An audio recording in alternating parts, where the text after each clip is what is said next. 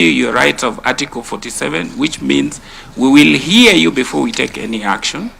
We will make sure that we use the diplomatic means that are provided for in our Act, like mediation, arbitration. But where you are obstinate and you're not doing what you need to do, then if it calls for summoning and fining, we will not be afraid to do so. Thank you. All right, let's go to the SRC. Any gap that needs to be filled, what needs to be done for that gap to be filled, and if there is any party, be it here or watching us from home, that needs to act on something for these gaps to be filled, please name them respectfully. So, I think we are all agreed, I think, in my view, that there are actually two gaps. One is we need to exercise this issue of independence very responsibly, because you cannot be independent there as CCIOs and the people you serve are on this side. I think we need to manage that better, so that we provide better service to the country. That's my honest opinion. Without the country feeling that now your independence has been compromised. The second... Do you want to cite any CCIO that you are describing this particular situation? We are being honest with each other. In the interest of time, let me go to the second one. Which is for CCIOs to function effectively, I think we need to find a way of resourcing them better than we are doing at the moment. All right. All right, Bishop Oginde. Thank you very much. One is the enforcement of Chapter 6 issues. You did mention, for example, EACC gives this list to IEBC. It's not that IEBC ignores. Our constitutional framework provides that unless you have exhausted the whole judicial process, even if you have a case, you cannot be barred from seeking an elective office. That in itself undermines the very values that we talk about. In our neighboring country, Tanzania, it is exactly the opposite. If you have been convicted of any corruption case, you stand guilty as you appeal. In our case, you are still innocent even after you have conviction. So we need to look at, if we are serious about enforcing the values that are given to us under Chapter 6, how do we legislate that so that those people who violate this ethical conduct that is provided for us are actually kept out? In the same line, we find, for example, we are investigating an individual. Like I said, the most difficult people to investigate are people who are in office. And we recommend that this person should step aside as the investigations are going on. In many cases, they are reinstalled in the office, and it becomes very difficult to do any investigations, to get documents, to get people to witness, rather to testify according to what is required. Right. The other area is the pace of prosecution. The process from investigation all the way to conviction, if there is, can take a very long period of time. That is because of the many stages that this has to go through. It is important that we look at that whole process. There are areas that we could reduce the amount of time that is required, or the number of steps that one needs to go through before a prosecution takes place. All right, at that particular point, allow me to interject, because it reminds me, and very briefly, of this incessant complaint that has been coming from the EACC about prosecution. In fact, you are on record asking members of parliament here to grant the EACC, and I think it also goes by extension to also the police prosecutorial powers. You have done that, because we have seen blame being shifted from EACC to DPP and eventually to the judiciary. Now that today we are here with the political goodwill of the country, is this something that the EACC is still actively pursuing? And what are the possibilities of this happening? Thank you very much. The Constitution provides that Parliament can provide legislation that gives prosecutorial powers to other entity other than the Office of the Director of Public Prosecution. And so it is not something that we are asking outside of the law. But this would shorten that process, because, for example, the civic cases that we investigate, we take them directly to court. And we find that, for example, asset recovery, EACC right now is recognized globally as very successful in matters of asset recovery. In Africa, there are many nations that are coming to benchmark with us because of that. So it is a matter of efficiency that would help us to get these cases out of the way faster. But I hasten to add that in recent past, in fact, just a few weeks ago, we have had a very robust conversation with the Office of the Director of Public Prosecution, and we have come up with a framework through which we hope we can work together towards ensuring that things move faster. But ultimately, I believe that would be a very helpful move. Asante sana. Clarice, less than 30 seconds, closing remarks, gap, and what needs to be done. For me, three things. Number one, if you look at the current context in Kenya, we've over-focused on rights without looking at corresponding responsibilities. So for me, that's one message that I would want to pass. That Article 3.1 of the Constitution emphasizes that we have rights, but we also have responsibilities. And I think when we start recognizing that rights come with responsibilities, I think we may be able to achieve, get to at least 80% of implementation of the Constitution. I think the second thing for me, and was alluded to by the Ombudsman, is about funding to constitutional commissions. Probably it's about time we thought about ring fencing funding to constitutional commissions, similar to what we have with other arms of government. Then lastly, just to mention that constitutional commissions are the bridge between the citizenry and the government and the state. And we should not be seen as enemies of either of the two. We must be seen as that bridge that brings the two together towards finding sustainable solutions to the issues that affect us as a country. Thank you very much. Last but not least, Nancy, the reason I've given you the last opportunity is because, one, you're the chair of the caucus for chairpersons of constitutional commissions and independent offices, but I also want you to turn the mirror inwards and tell us, what have these commissions done or failed to do that have led us to where we are today? It surely cannot be all external pressure. Internally, what needs to be done? Thank you. And I'll respond to that in the context of the gaps. The thread of your questioning has been on what needs to be done, what is remaining, and this speaks directly to the citizens. It is important that we really do self-reflection because the Constitution established an accountability architecture that is designed as an ecosystem, that whether you are this arm of government, whether it's the executive, whether it's the judiciary, whether it's parliament, whether it's the two arms of government at county level, the county assemblies and the county executives, and the constitutional commissions and independent offices, we all have a role to play in the accountability architecture. And we must look at 16 years down the line, because we are saying Katiba at 16. What remains to be done? Because there were expectations. What promises are pending? Real promises that speak to human lives and livelihoods in this country. What has been eroded?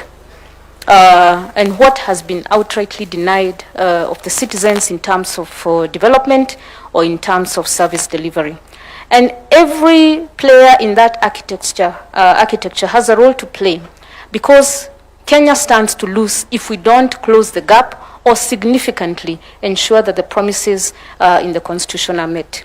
And speaking to each one of them, the executive must implement accountability recommendations. I have had conversations that these constitutional commissions only report. But the Constitution established the constitutional commissions as the key advisors and consultants to the other arms of government.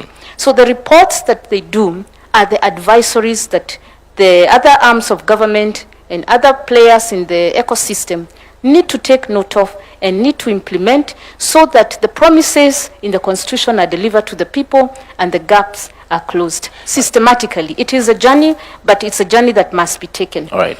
The executive must implement accountability recommendations, strengthen financial controls, accelerate digitization, and that is one thing we are all very, very proud of. Your Excellency, you took the bull by the horns. You said we digitize.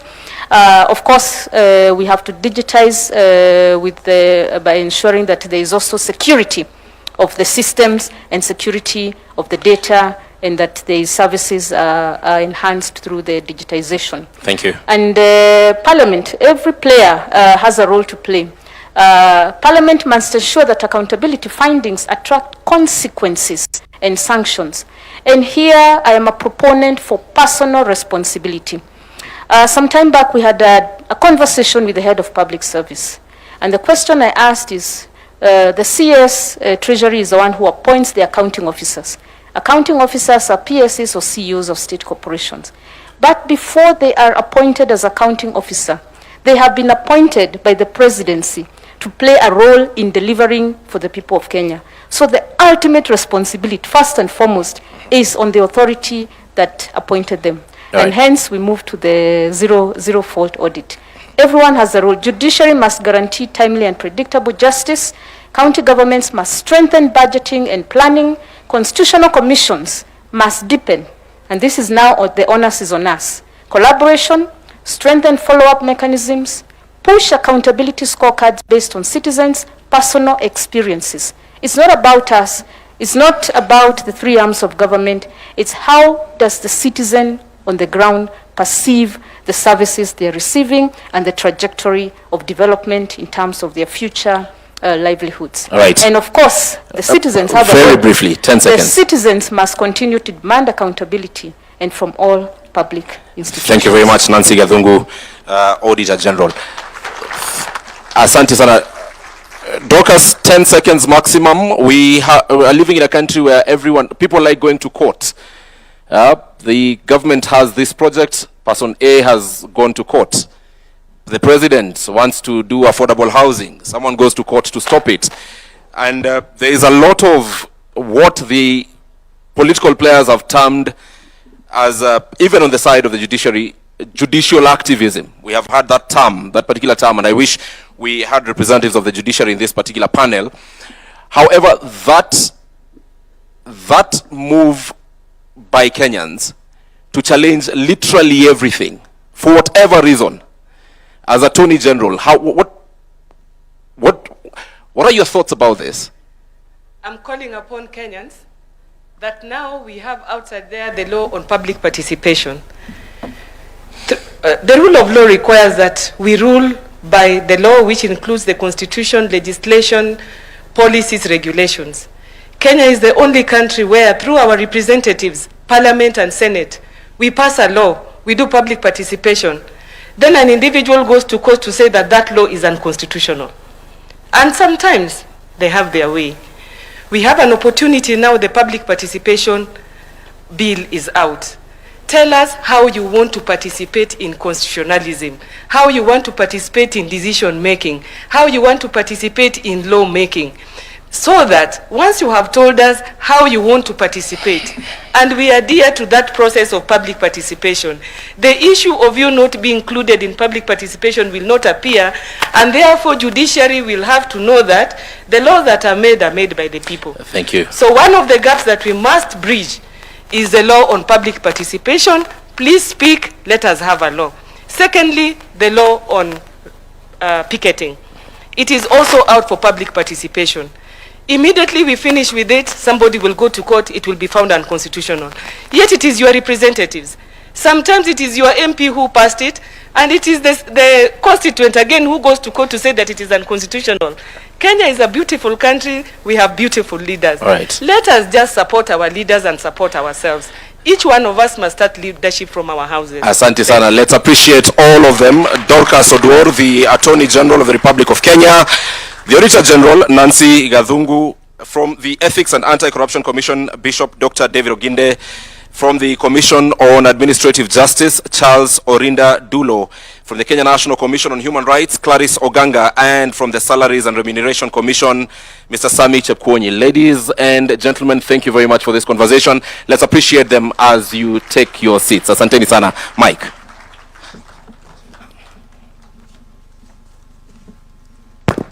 Another round of applause for the panel. Thank you very much for your submissions. We'd now like to progress to another panel, but before that we'll have the Principal Secretary, State Department for Justice and Human Rights and Constitutional Affairs, Honorable Judith Pareno, to come and give some reflections. The session we're going for now is reflections on the people. Remember the first one that we had, we were looking at accountability, but now in regards to the Constitution, we'll be looking at reflections of the people. So why don't we put our hands together as we welcome the Principal Secretary, State Department of Justice, Human Rights and Constitutional Affairs, Honorable Judith Pareno, to make some very brief submissions. Then we move to our second panel. We'll have one more panel, which will be the last one after this. Welcome.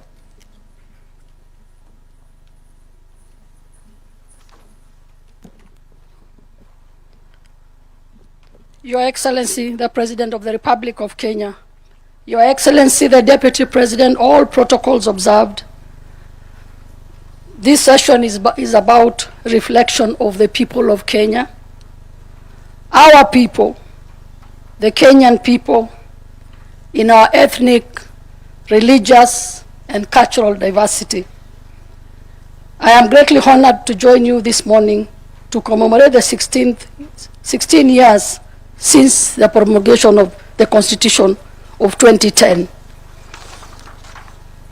The occasion is not merely a celebration of our constitutional journey. It is a moment to reflect on the milestone we have achieved, acknowledge the unfinished business of implementation, and renew our collective commitment to the Constitution and the people of Kenya. The theme, Kenya yetu wajibu wetu tuwajibike, is both timely and compelling. It reminds us that the Kenya belongs to all of us, that the responsibility of implementing and protecting the Constitution is shared, and that every person entrusted with public authority must be accountable. Your Excellency, ladies and gentlemen, 16 years ago, Kenyans overwhelmingly endorsed a transformative constitutional vision founded on human dignity, democracy, the rule of law, human rights, equality, inclusion, equity, accountability, and good governance. Since its promulgation, Kenya has made significant strides in giving effect to this vision.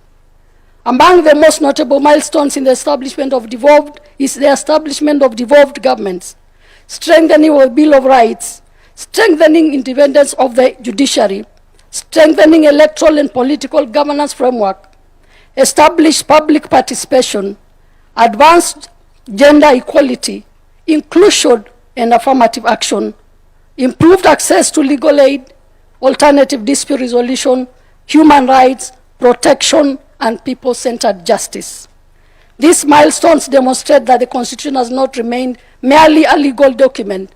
It has progressively shaped our institution, governance systems, and relationship with the people.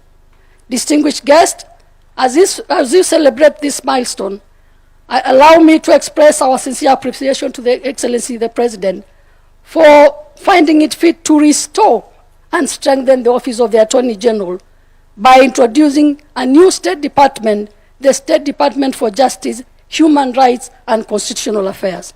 This is an important step to provide a stronger platform through which government can coordinate constitutional implementation, promote human rights, strengthen access to justice, advance government reforms, and uphold the rule of law. On behalf of His Excellency the President, we shall continue to discharge this mandate with fidelity, the Constitution, professionalism, accountability, and unwavering commitment to the public service. Your Excellency, ladies and gentlemen, the Constitution has translated into tangible benefits for Kenyans. Through the government is closer to the people, through devolution and improved local services. We have greater access to justice through legal aid and alternative dispute resolutions. We also have stronger protection of rights, including for children, women, persons with disability and victims, minority and marginalized, and the vulnerable people. We have greater citizen participation in governance and public decision, more accountability in the exercise of public power and use of public resources. We also have greater equality, inclusion, and dignity, the access to opportunities and public service. Ultimately, the Constitution must be felt in the daily lives of every Kenyan, in access to justice, quality public service, protection of rights, participation, and accountable governance. While we celebrate the progress made, we must also acknowledge that the constitutional implementation remains a continuing journey. For many Kenyans, the full promise of the Constitution is yet to be lived. Challenges remains. Our task, therefore, is to bridge the gap between constitutional promise and the lived realities. The true measure of constitutional implementation is not just in the number of laws enacted or institutions established. It is whether a victim can access justice, whether a child is protected, whether a person with disability can access public services, whether public resources are used responsibly, whether citizens can participate meaningfully in the decisions affecting them, and whether those entrusted with public power can be accountable. As we begin the next chapter of our constitutional journey, our focus must be deepening implementation. We must strengthen devolution, deepen public participation, improve access to justice, protect human rights, strengthen accountability and integrity, promote inclusion, and ensure that constitutional institutions have the capacity and independence required to discharge their mandates. We must also ensure that emerging challenges, including digital governance, artificial intelligence, data protection, and digital rights, are addressed within the framework of our constitutional values. Above all, we must cultivate a culture where the Constitution is lived, respected, and implemented in practice. In conclusion, I conclude by saying that the responsibility therefore belongs to all of us. To you, our young people, your voice matters and your participation matters. To our public officers, public office is a trust. To our leaders, leadership is service, not a privilege. To our institutions, exercise your mandate with independence, integrity, and accountability. To our citizens, know your constitution, ensure your rights, exercise your rights responsibly, and demand accountability. To our citizens, know your constitution. To all of us as Kenyans, let us defend the constitutional order that generations before us struggled to establish. Your Excellency, ladies and gentlemen, 16 years ago, Kenya made a historic promise to itself, a promise of democracy, a promise of human rights, a promise of equality, a promise of justice, a promise of accountable government, a promise that sovereignty belongs to the people. 16 years later, we have traveled a considerable journey. We have built institutions, we have enacted laws, we have devolved powers, we have expanded rights, We have strengthened access to justice. We have deepened democratic participation. But the journey is not complete. The Constitution must remain a living national project, one that requires every generation to protect it, implement it, and improves its realization. As we commemorate Katiba Day, let us therefore renew our collective commitment to Constitution. Let us make constitutionalism the culture of our institutions. Let us make accountability the standards of public service. Let us make justice accessible to every Kenyan. Let us make human rights real in the every lives of our people. And let us remember that the Kenya we desire cannot be built by government alone, by parliament alone, by the judiciary alone, or by the constitutional commissions alone. It must be built by us. Kenya yetu ni wajibu wetu, tuwajibike. May God bless our constitution, may God bless the people of Kenya, and may God bless our great Republic of Kenya. Happy 16th Katiba Day. Thank you.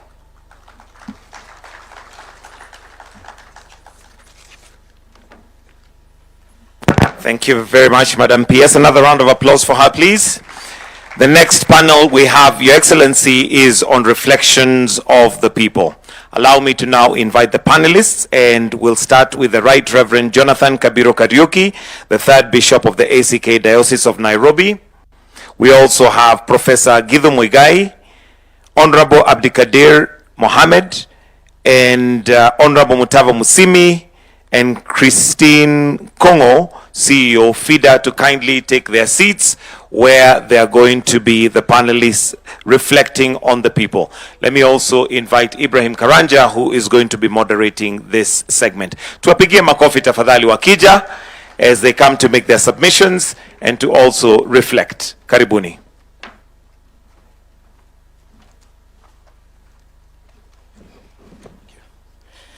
Thank you very much. This is going to be a very short session. Short but very deep.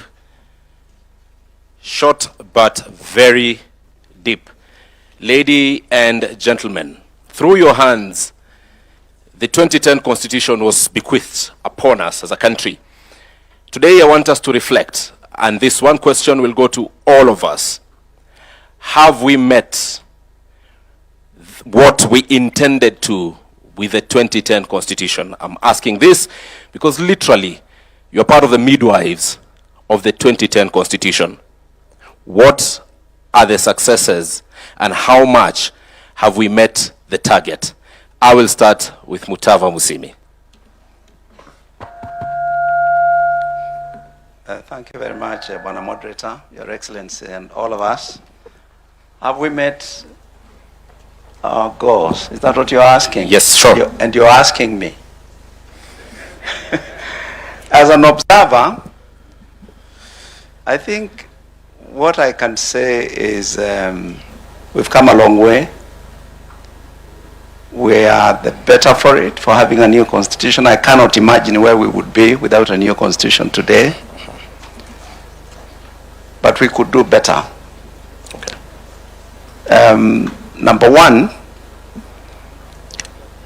the poverty levels are worrying. The poverty levels are worrying. Number two,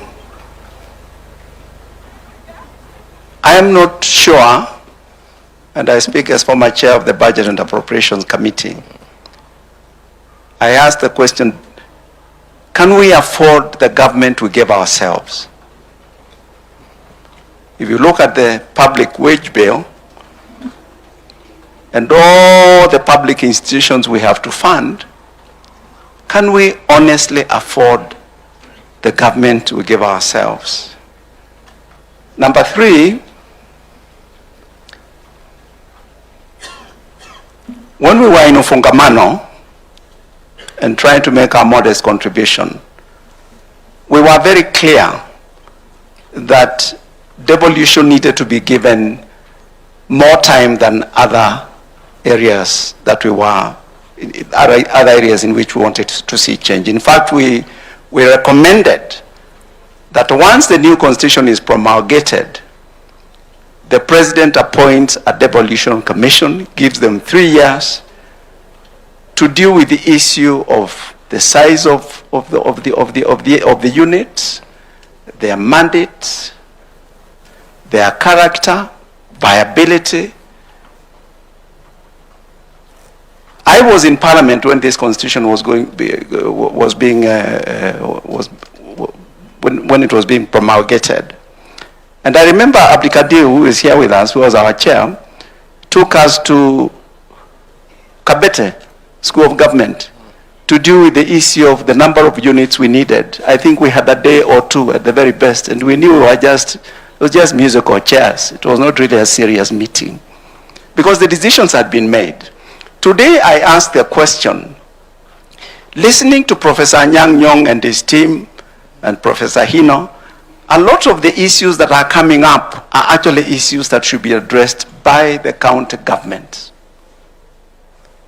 And that is why we recommended from Ofungamano, and we said every 25 years, we should look again at this, the sizes of these units, to do a review and see whether perhaps we need to adjust these boundaries. I'm being a bit provocative. As I finish, the issue of law enforcement, to try and create a culture of good, of decency, I think we are asking too much of law enforcement. I remember when President Kibaki asked me to chair a committee on the anti-corruption sort of education committee. I can't remember what it was called. But I tried to listen to him very carefully, and I noticed that he had faith in the need for law enforcement, but he was very keen that there is education. Of course, he was a teacher in his own right. And he understood if Kenyans can be helped to see that corruption is costly, then we might begin to move the dial on that issue. All right. And as I close, all of us here are mature people. There are things that families do that law enforcement does not do. There are things that religion does that law enforcement does not do. There are things that managers of education do that law enforcement does not do. There are things that media does that law enforcement does not do. The instruments of socialization, Right. the place of culture, tradition, there are things they do. And I wish that we need to do a reset and begin to go back and ask, perhaps we are not giving enough emphasis All right. to these other institutions. I thank you. All right, Prof. I don't know, oh yes, I can be heard. Your Excellency, all protocols observed. I am one of those people who are very proud of this Constitution. First, because we almost never had it. Although we had been working it for a very long time, at the end we almost never had it. We had it because we went through the Kofi Annan peace process. And that helped us, many of us in this room, to reflect on what we had taken for granted in this country, which is that there would always be peace and there would always be stability. I look back at what we've gained.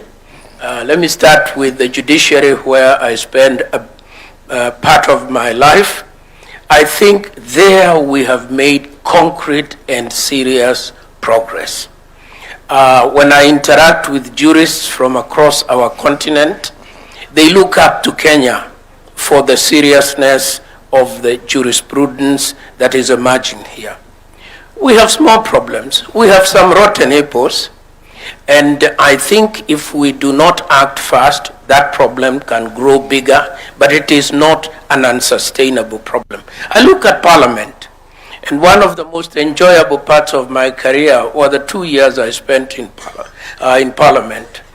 There are still ideas there. There are still people debating seriously, honestly. There are laws being reviewed by people who have a genuine interest in what is going on. I look at the executive, I look at the minds that are serving in the various, and I think we shouldn't be too harsh on ourselves. We've made critical progress. I like to single out, for example, the team that runs our treasury. As a layman, I look at it from outside.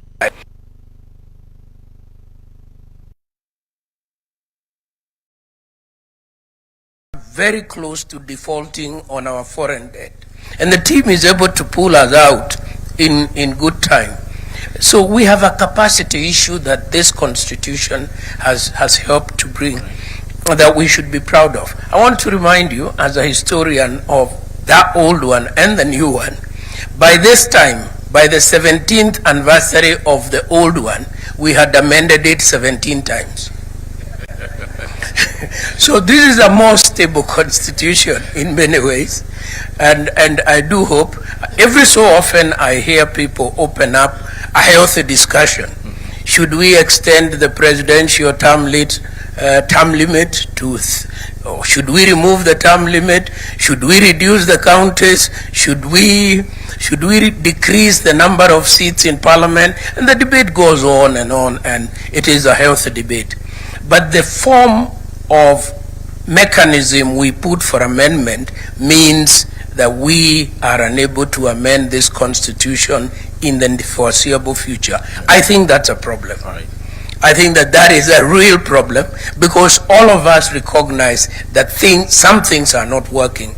BBI, we were not all united on it, but BBI was an expression of anxiety as to what all of us recognize was wrong, but we didn't have the political traction to move it forward. So to my own mind, as one man who made a very small contribution to this process, I think I can look my grandchildren in the eye and say, I'm proud of my work. All right. Thank you very much. Thank you very much to my old teacher and my padre.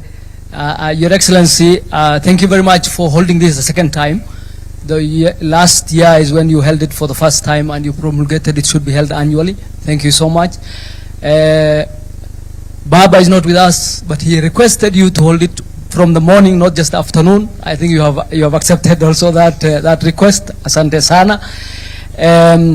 If I am a private citizen now, I can comment without any issues. If you look around, Mzee Moi used to say we were an island of peace. But if you look around constitutionally, last week or this week, a very senior officer in one of the neighboring countries resigned because, actually a vice president, because he asked for constitutional reforms and his president was not too happy. I don't think Professor will resign for making any comments in this country. Another neighboring country is in the midst of a constitutional crisis right now. The term for the government is over. They don't know what to do. They're struggling. In another one, they're trying to move from a federal to a unitary and a presidential. To the west, if you say so must go, they'll ask you go where. They have been there for 50 years almost right now. The first set of rights the first set of rights are called first generation rights, political rights. In this country, we have no issue with political rights. We have a lot of political rights. That is something we have banked. We are moving to second generation rights, which the president was talking about earlier, which is economic and socio-economic rights essentially. The rights to health, the rights to housing, the rights that make, the first rights are about keeping the government away, keeping the state away. The second rights are asking the state to do what it's supposed to do. That's where we are. The fact that we have moved from the first to the second, those of us who are alive when Mzee Moi was there, or when these other rights were not there, it was a completely different environment. And so things that many people take for granted right now, it took a lot of effort. If you listened, and I agree with the chair of the Human Rights Commission, if you listen to the president's speech today, I don't think Mwalimu can imagine Mzee Kenyatta one giving that speech, or Mzee Moi giving that speech, or many places that speech being given by a head of state. the language of that speech is the language of human rights. That is not possible in many, many places. And those are things we should not take for granted. And as we move to the second generation rights, I think we should be very proud as a country of what we have achieved and where we're heading to. Okay. In terms of the challenges, we have very many challenges. The Constitution has accountability devices that were put there to hold high state officials accountable. Impeachment was one of them. We did the impeachment of a deputy president, and we had a lot of problems with the judiciary because the judiciary failed to understand that that's not their role. That's a political accountability function where the judiciary has no role, in my opinion. And they injected themselves into that process and messed things, if you ask me.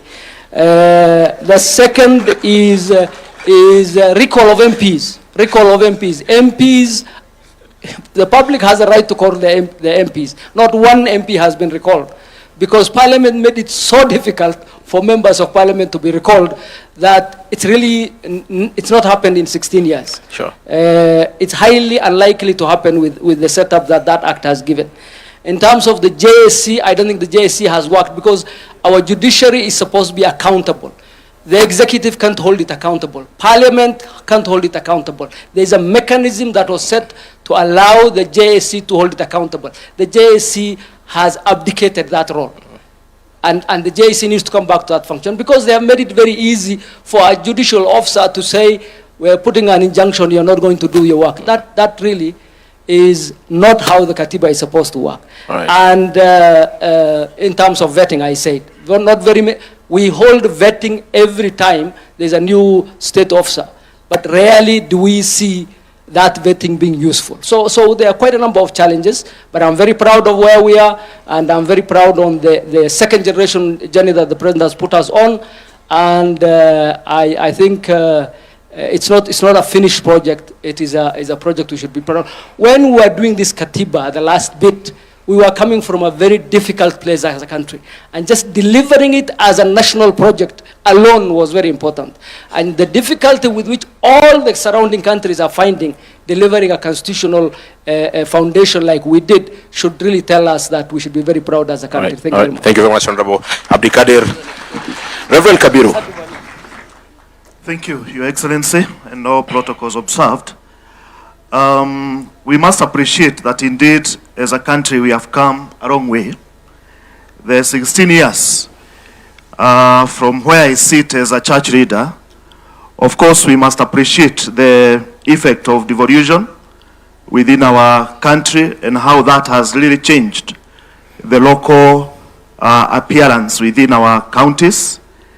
The public participation is a great thing that must be celebrated and basically strengthened. How do you ensure that the public feel each one of them is part and parcel of the progress, and basically the decisions that are made at whatever level, that becomes critical. Now, when we come to the establishment of the commissions that are actually established by the Constitution 2010, again, we see there is a lot of connection where the public are able to connect depending with the needs that probably are coming up. But I must say that it is very clear the commissions that are very well known by Kenyans at this particular time are the ones that actually carries, especially the political agenda. They are the ones that are actually very well known. They are those that many Kenyans will not tell, will not actually associate with. And I think it is important then for us to ask ourselves, this being work in progress, because the Constitution is basically work in progress. There is a lot that continues to be done. There are commissions that continues to be formed as to help in terms of implementation. We also need then to go further and say the much the Constitution is work in progress, the civic education about that Constitution also need to be a continuous work so that the Kenyans can be able to build that trust. They can also be able to relate. We are talking of 16 years, so a person who was born can now be able to relate with that actual Constitution 16 years. So that becomes critical, basically for us even going forward to think how do we move towards that direction? Thank you. Thank you very much. And Christine. Thank you very much, Your Excellency. All protocol observed. I must say, I want to say thank you for giving civil society a space in this conversation today, and particularly Federation of Women Lawyers, FIDA. Speaking as an advocate, I want to say this constitution, for me, I can describe it in three ways. It's progressive, it's transformative, and it's pro-people. The women and girls in Kenya, I must say we've achieved notable milestones under the last 16 years in the constitution, under three areas which I want to just discuss very briefly. One under leadership, the second one under social rights, and the third one under legal protection. Under legal protection, I want to say there have been very many statutes that have been developed and eventually have been passed by Parliament under the Article 27 of the Constitution. One of them is the prohibition of female genital mutilation act. Christine, allow us to check your mic, please. Thank you.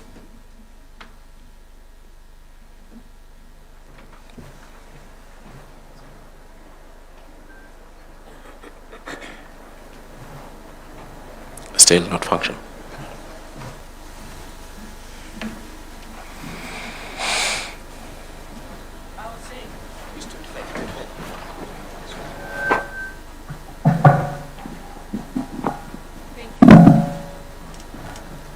The point I was trying to make was the issue of legal. I was trying to bring out the number of statutes that have been passed in the last 16 years in terms of women and girls in Kenya. And there have been many. The Prohibition of Female Genital Mutilation Act, the Matrimonial Property Act, the Marriage Act, the Protection Against Domestic Violence Act. Those are achieved notable milestones in terms of legal protection for women and girls. However, there have been various challenges in terms of legal protection. One of them, Your Excellency, is the issue of femicide. No woman or girl in this country feels safe anymore. The femicide has increased to an issue where we are calling upon you, Your Excellency, to declare this a national crisis. We have seen there was the presidential task force that addressed it. A report was presented to you. We haven't seen any implementation being done, so we're kind of requesting if implementation can be done. In terms of celebrating Katiba 16, we know that there have been the issue of two-thirds gender rule, whereby we're saying that the lack of implementation of the not more than two-thirds gender rule in elective and appointive bodies has not yet been implemented, despite Article 27.8 being very clear on it. Because I may not get any more time, I want to just give my suggestions on way forward in terms of what perhaps we feel as advocates ought to be done. We feel that IBC needs to come out strong and empower itself in terms of strict enforcement during party nominations. We are 1 year to elections. IBC is empowered and directed by the courts to reject any political party that has not complied with the two-thirds gender rule.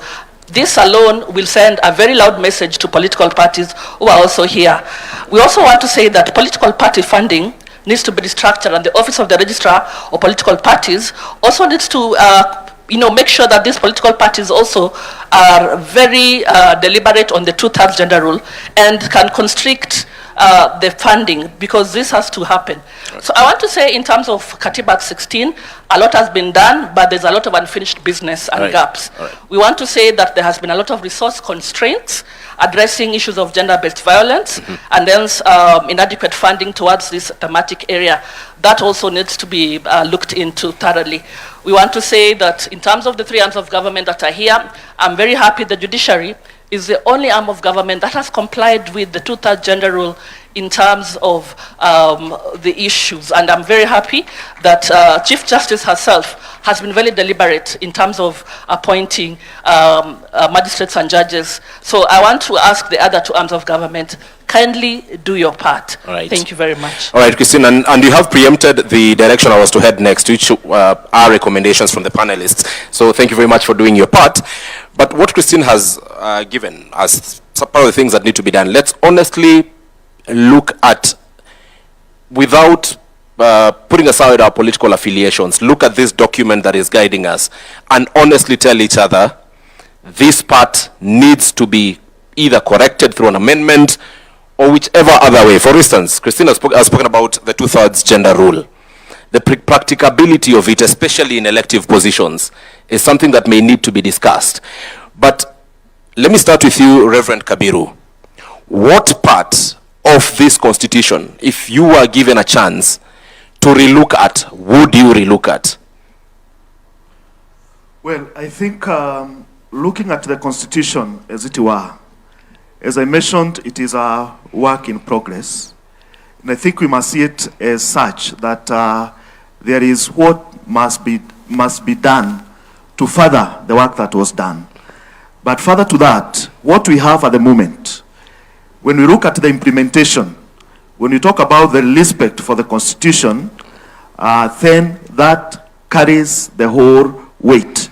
The respect of it as it is, whether good or how good it is, whatever percentage, the taking it and implementing it as it were, that becomes critical for the entire country, and each one of us with the responsibility, whichever that actually we take. When we look at the issue to do with the Bill of Rights, that actually His Excellency the President talked about, the efforts toward that, I think these are the areas that we must look at. How do we ensure that there is the basic, that at this level, this must actually be taken at a very high level at the end of the day. All right. The issue to do with the ethics, the leadership and all that, I think this needs even further strengthening and ensuring that at the end of the day, what the Constitution has actually provided, it is actually followed all the way through to the very end. Remember, this is where we have the national values. And the Constitution must be embraced by the entire country. Right. So that it is not about looking at the leadership, looking at the parliament, looking at the executive as the implementers. All right. It is our value, all of us across the country. Thank you. So in that we need to employ and ensure that we follow towards that direction. Abdikadir, what part of this constitution 16 years later do you genuinely feel needs to be relooked at so that we better achieve the objective we had at the start? Thank you. So other than be relooked at, is one of the, I think the least successful chapter of the Constitution is chapter 6. That is on graft, on ethics. And I'm really worried whether it's possible to legislate good behavior, as Reverend Mutava said. I think that really requires cultural shift. I don't think, let me know, I don't think, but I'm not too sure I'm as confident as I used to be that writing a very good legislative prescription for that would help. I think we really need to have a cultural shift. So for example, we're going to elections in less than a year. If you are a Kenyan and you elect a thief, and you expect that thief not to steal your resources, you are not a very serious Kenyan. And I'm just giving that example. But genuinely speaking, if you elect an MCA, if you elect an MP, if you elect people into office who are incompetent, who are lazy, who are guilty of a lot of stuff, genuinely speaking, I mean, you don't expect better service. So that's really one issue I have grappled with. The other is, so for example, the gender issue, I just want to say, the gender issue is only in the National Assembly. The gender quota issue is only in the National Assembly. In the county assemblies, we resolved it by constitution. In the Senate, we did. In the National Assembly, we already had a National Assembly that was made up of geographical seats. So you could not legislate and say the Goreti South will elect only a woman, or Wajir South will elect only a woman. That is the problem we are grappling with. How do you ensure that these already vested geographical seats would elect enough women to ensure, because the gender that suffers is the female gender, enough women to hit that quota? And that's why we introduced the county women representative tool to up those numbers, and then hopefully get, and those incentives, by the way, don't work across the world. If you look at many parliaments, rarely, other than Rwanda that is by fiat, many parliaments don't hit 20% of female gender. At least ours, I think the National Assembly hovers around there. The Senate and the county assemblies have no such problem, because you must, by law, nominate the extras. So I would really push for, our biggest problem is graft. I would really push for cultural change. I would push for education on that side. All right. Just to, on a lighter note, it is the female gender that is currently suffering, but from how things are going, perhaps men will also suffer. So that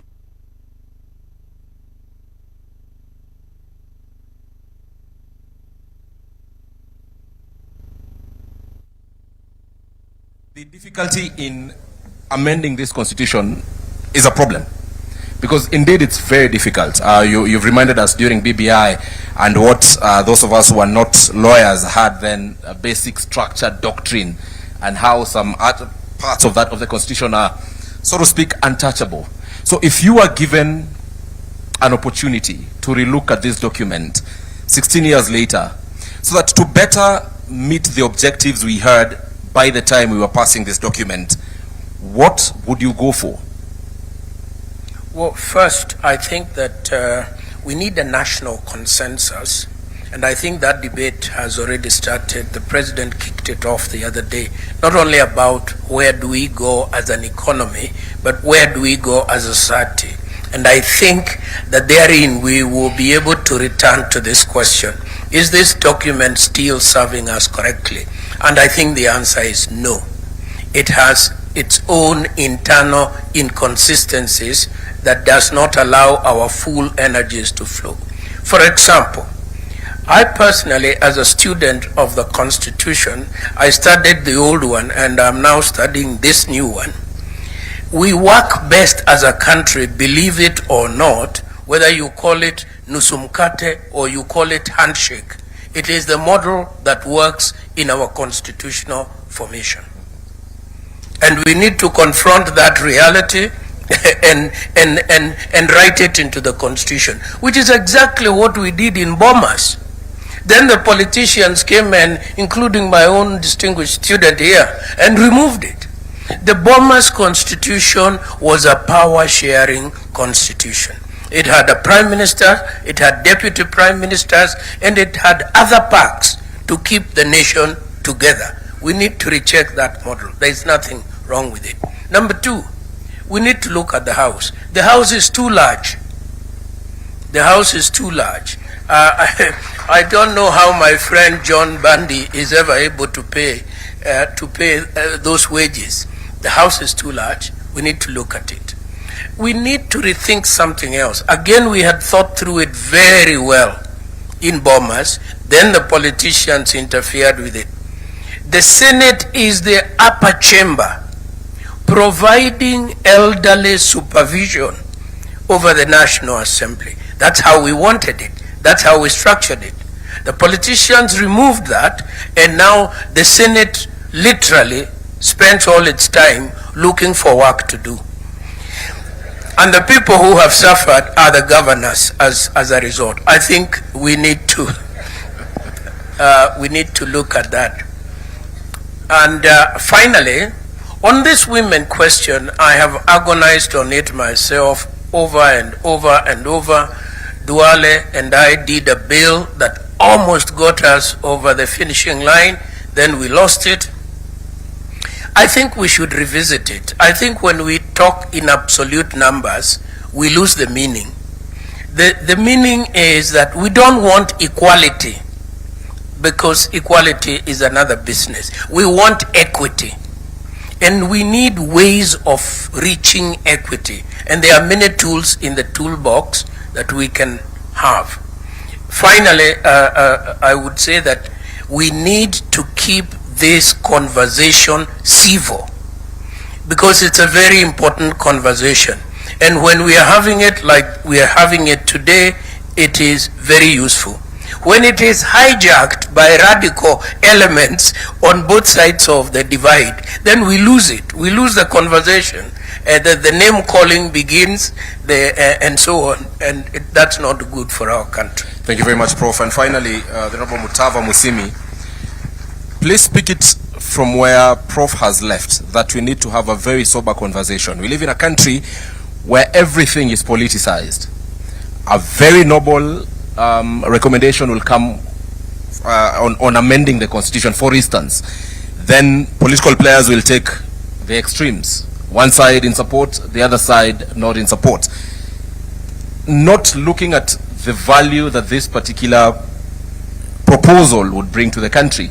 So how, again, even as you tell us what needs to be relooked at, how do we navigate it and shield it from political interference in case we ever get to have that conversation as a country? So that as a country we can soberly say, look, this needs to be done, it's good for all of us, and political posturing should not be allowed.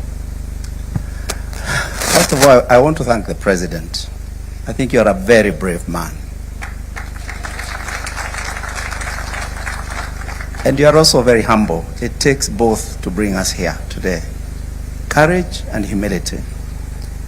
And I say that because I followed the conversations. And there was a lot of kite flying. We were all over the place. And I think that's how you wanted it. Now we are where we should be. We are finally dealing with the Constitution, the mother law. Many, many congratulations, Your Excellency. Now, you ask what are the areas that need to be changed? Justice Chesoni made a remark before he left us many years ago that I've never forgotten. He said, I did the best with what I had. That was Justice Chesoni. If we want to do our work as public servants, there is a lot of latitude to do good for the Kenyan people. With this constitution as it is, I remember when I became chairman of the budget committee, I was in the first lot with the new constitution. It was very clear that the responsibilities of that committee are heavy. And we looked at the budget policy statement soon after you and your former boss came into power. And the numbers were not adding up. The public debt was crazy. Public wage bill was even worse, and so on and so forth. So I asked my committee, why don't we do a socio-economic audit of the implementation of this constitution for the last 4 or 5 years? Now, I know that Parliament is independent, but I still felt it is important for the executive to know. So we went to Nanyuki, and we met President Uhuru Kenyatta and Dr. William Ruto, his deputy then. And we went through all the terms of the reference of the socio-economic audit that we wanted. And basically, the work was taken over. We gave the work. We made a resolution in the National Assembly. It was bipartisan. We worked with Honorable Duale and the late Jacob Midiwo. And we got the numbers on the floor of the House. The only audit I know from the Office of the Auditor General on the implementation of the Constitution is one done by the former AG, Dr. Edward Ouko. And we made sure, once it was out, after 3-4 years or so, we gave copies to the leaders. I gave it to Honorable Raila Amolo Odinga, myself. I gave it to Prime Secretary, Cabinet Secretary Isia, myself, and so that it can begin to get attention from people who matter. What point do I want to make? I don't think myself that Parliament is doing enough to oversight the executive. It can do a lot more. I do not think the county assemblies are doing enough to oversight the governors. I leave it at that. Right. Come now to the things that I think need changing. You can tell I have issues with the units that we have in the devolved government and how they were created. It was a bit rushed in my view. Your Excellency, I've seen you struggle with the same problem that your predecessor struggled with respect to Nairobi City. I want to get it right, I saw it here.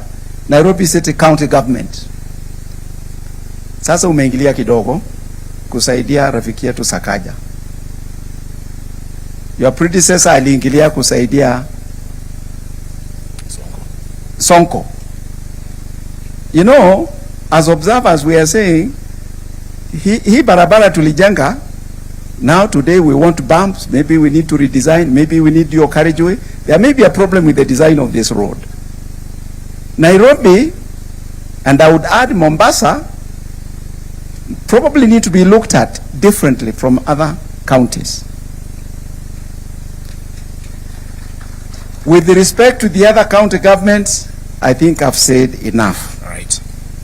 30 seconds, sir. Hiyo nitakurudishia. What were you asking me? What was that other question? How do we shield? Because you've identified what needs to be done. How do we shield it from political posturing? Shield what? Shield, in case we decide to have a conversation about relooking at the constitution, we are likely to see political players take both extremes for political reasons, not looking at the bigger picture of whatever recommendations would come or would need to be done. So how do we shield this process? You know, I'm so glad I went into politics for 10 years. I'm glad to be out. But there are things I came to know about the Kenyan I didn't know. You don't know these things from the pulpit and from the church. Kenya is an amazing country. We go out there in the hustings, as the English call them. We do our politics. It's noisy, it's crazy. Then we are called here and we kind of reset. And it is a genuine reset here. Now, by the time we leave here, we are not quite who we are before we came. Right. That ability for us to talk things out there and to still meet with our leaders here is what makes this Kenya unique. May God bless our country. Asante sana. Thank you very much. Let us appreciate our panelists this afternoon.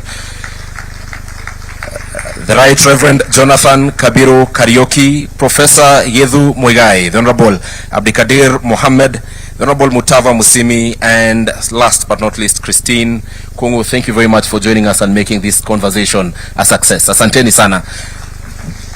At this point, Your Excellency, I will return it to Mike Gitonga. It has been an honor to help you in going through this program. Asante sana.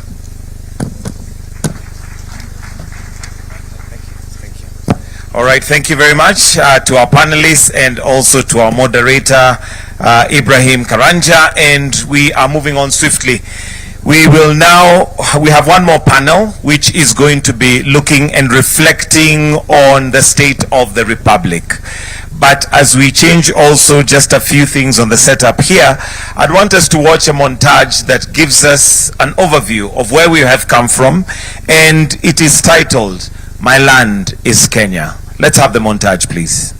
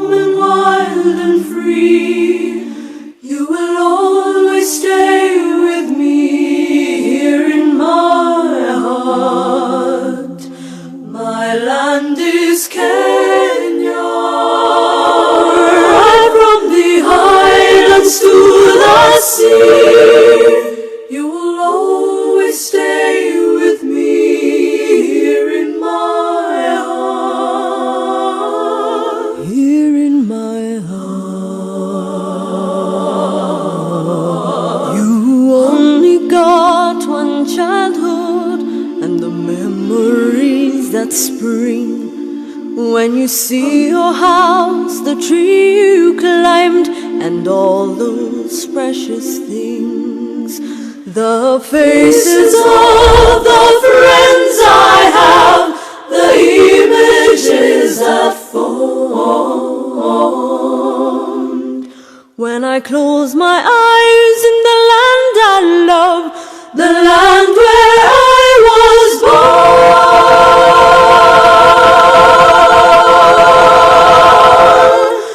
My land is Kenya, so warm and wild and free. You will always stay with me here in my heart.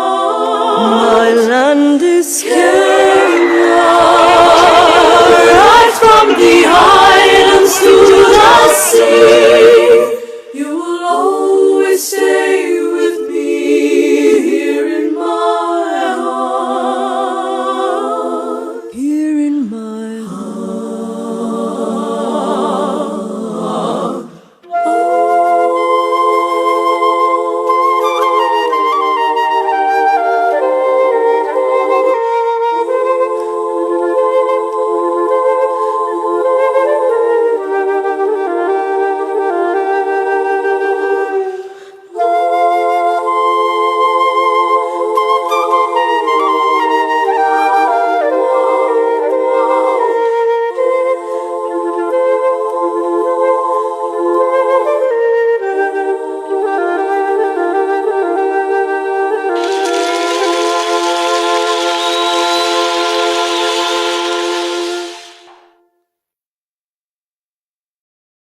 That just provokes some emotion within you to be a Kenyan. Usiwahi ambiwa na mtu we are going in the wrong direction. Your Excellency, we are headed in the right direction. Another round of applause, please. And that particular song, that version has been done by the Moipei sisters. I know some of us may be aware. They are triplets who are unique and have put Kenya on the map of singing. Your Excellency, sir, with your permission, allow me to now invite Professor Makau Mutua, who is going to give a brief reflection of the session and the panel that we are finally going to have as our last panel. And this is the state of the Republic. A round of applause for Professor as he comes to give some very brief reflections on the state of the Republic before we get to our final panel discussion. Welcome, sir.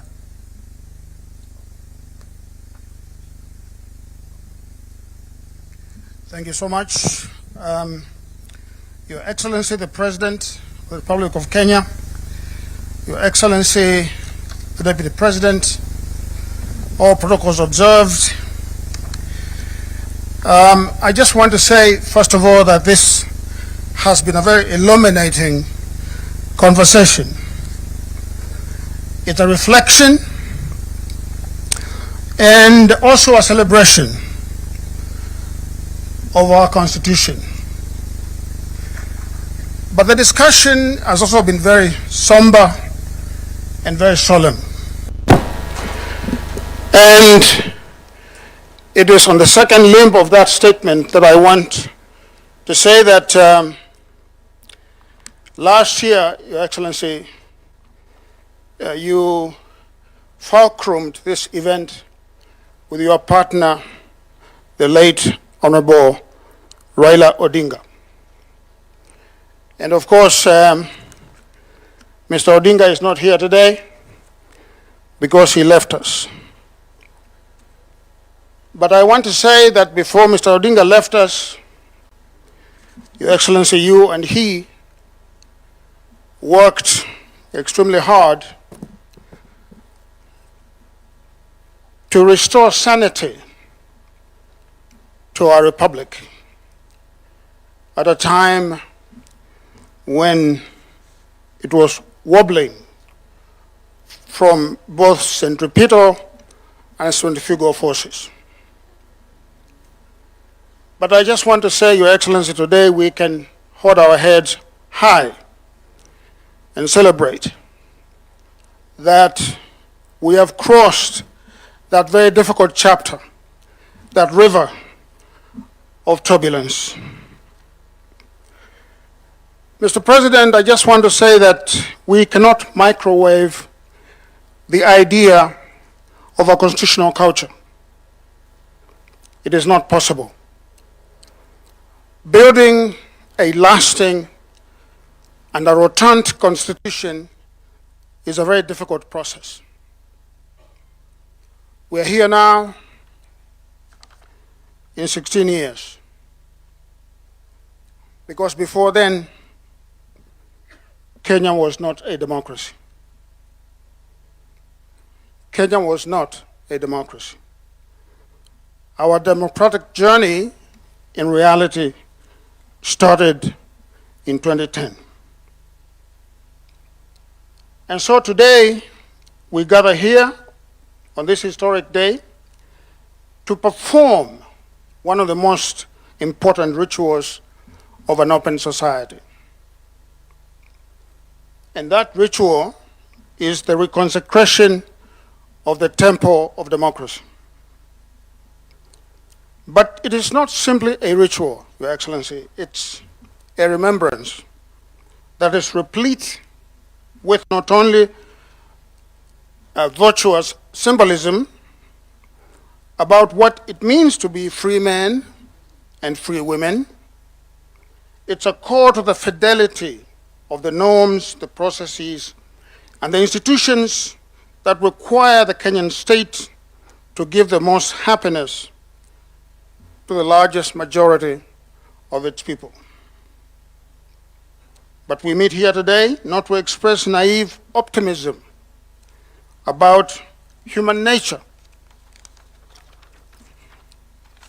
We do so knowing that freedom and liberty are not possible where large demographics of the people who are necessitous and live in a penurious existence are not free. No. The basic command of the Republican state, the condition sine qua non of democracy, is to protect people and their property, and to lay the foundation for economic prosperity and social and cultural renaissance. Your Excellency, next year, we are going to perform another ritual of democracy, where every single eligible citizen will cast a ballot of conscience to elect those who will lead this great country. And let me remind Kenyans, especially the naysayers, that political competition among elites to determine who will govern Kenyans must never be a life and death or an existential contest. It must never. And I want to warn those who beat the drums of war because of an election that, and I think this may be true, perhaps there are these students in their history classes, but I want to note that to be given an opportunity to lead a nation as great as Kenya is a solemn and sacred obligation. And citizens, for it is they who hold the highest office in the land, must be allowed, as our Constitution demands, to cast their ballots next August, next year, without calumny, without intimidation, and without mayhem. 16 years into our democratic experiment, we must return a verdict of maturity as a society next year. I have said before that democracy is an experiment in living together through thick and thin. It is like most marriages. And you know most marriages are imperfect. And in fact, very imperfect. But this is the only marriage possible in a political society. The experiment of democracy, of living together, no matter how diverse and different we are. But unfortunately, unlike in a real marriage, divorce is almost never allowed, if at all. If you look at countries that have been decoupled from one another in history, the numbers are very few. The tendency is for the state to remain together. And so Kenyans must understand that we are bound together in this land, and as the Reverend Mutava Mushimi would say, until death do us part. But finally, I want to beseech all of us to internalize what we are doing here with all the three arms of the state. And that we must never take this civil conversation for granted. We must never.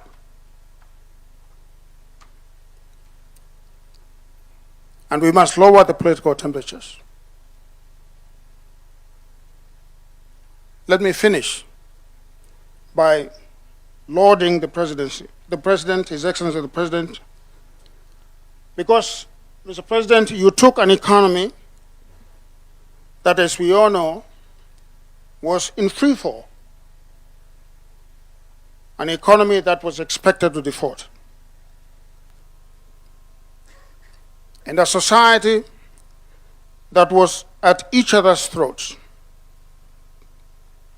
And you not only stabilized the economy, you sewed together the fibers of our republic. Today, if you travel as much as I do, both in Africa and outside Africa, you know that the star of Kenya is shining brightly again internationally.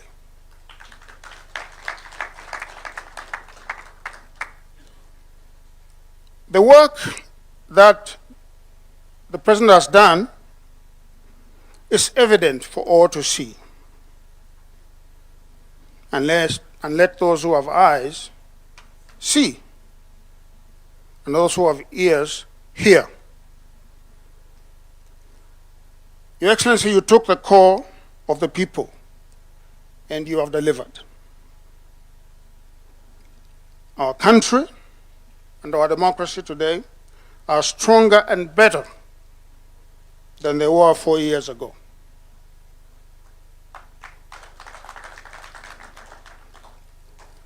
I want to say, Your Excellency, that this ritual of Katiba Day, and may it continue in perpetuity, perhaps in different iterations. It's a ritual that must always be there. It is a ritual that reminds us that democracy is a project. It is not a destination. It's a ritual that tells us that ahead we have work to do, a lot of work to do. You heard in a previous panel, which had some of the founding Kenyans of the 2010 Constitution there. You heard them talk about some of the deficits that we must face and that we must resolve. But let me say that the work of building democracy is not easy. It is not easy. And it is not to excuse our deficits in this area. But I want to remind you, look around the globe, in our neighborhood. Look to North America and look to Europe. And you are going to see some very established democracies that are having conniptions. You know what conniptions are? Okay, epileptic fits. Some of them are 600 years old, some of them are 300 years old. So if ours is only 16 years old, we have nothing to worry about. Let us keep the faith, let us do the work, and let us make Kenya the greatest country that it can be. I thank you. Thank you so much.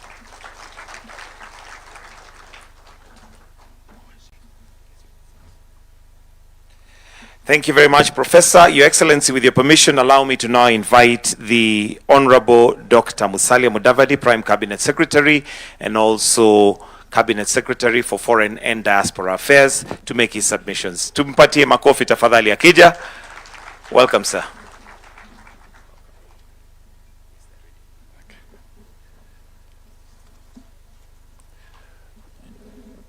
Your Excellency, the President of the Republic of Kenya, Dr. William Samoei Ruto, Your Excellency, the Deputy President, fellow Kenyans, members of the Diplomatic Corps. Your Excellency, with your permission, let me just take a minute to request the ambassadors and high commissioners and members of the Diplomatic Corps present to just rise so that you can give them an applause and acknowledgement.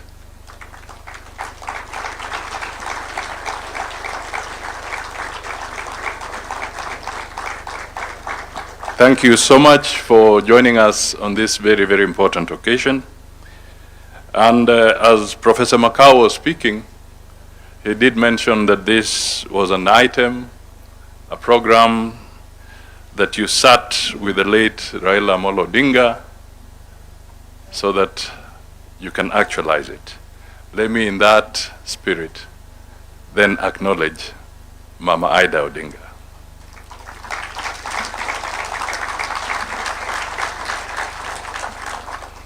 Thank you. Your Excellency, I will not speak for too long, but I just want to try and recap the panelists and a lot of the issues that you captured in your speech. And I know that the next panel is being awaited for seriously because you will be one of the panelists. So I will seek the assistance of the technicians just to rush us through something which would summarize my remarks. Your Excellency, when I got the note from your office that there's this day, I just tried to work with our team so that we can quickly also capture the issues here. So on slide number 1, because I want to move away from too many speeches and also enlist the support of visuals, we want to take stock of 16 years of the new constitution. Our panelists have talked about the rights, devolution, accountability, participation, checks and balances, and therefore, when the panelists come, Kenyans may need to know what has worked, what did not, what needs to change. Shall we move to the second slide? That deals with the hardware, which the Deputy President referred to. We built the constitutional machinery, we have the institutions, Parliament has been spoken about, counties, commissions, the rights and safeguards through our courts. The question that we need to ask ourselves: can the hardware alone run the country?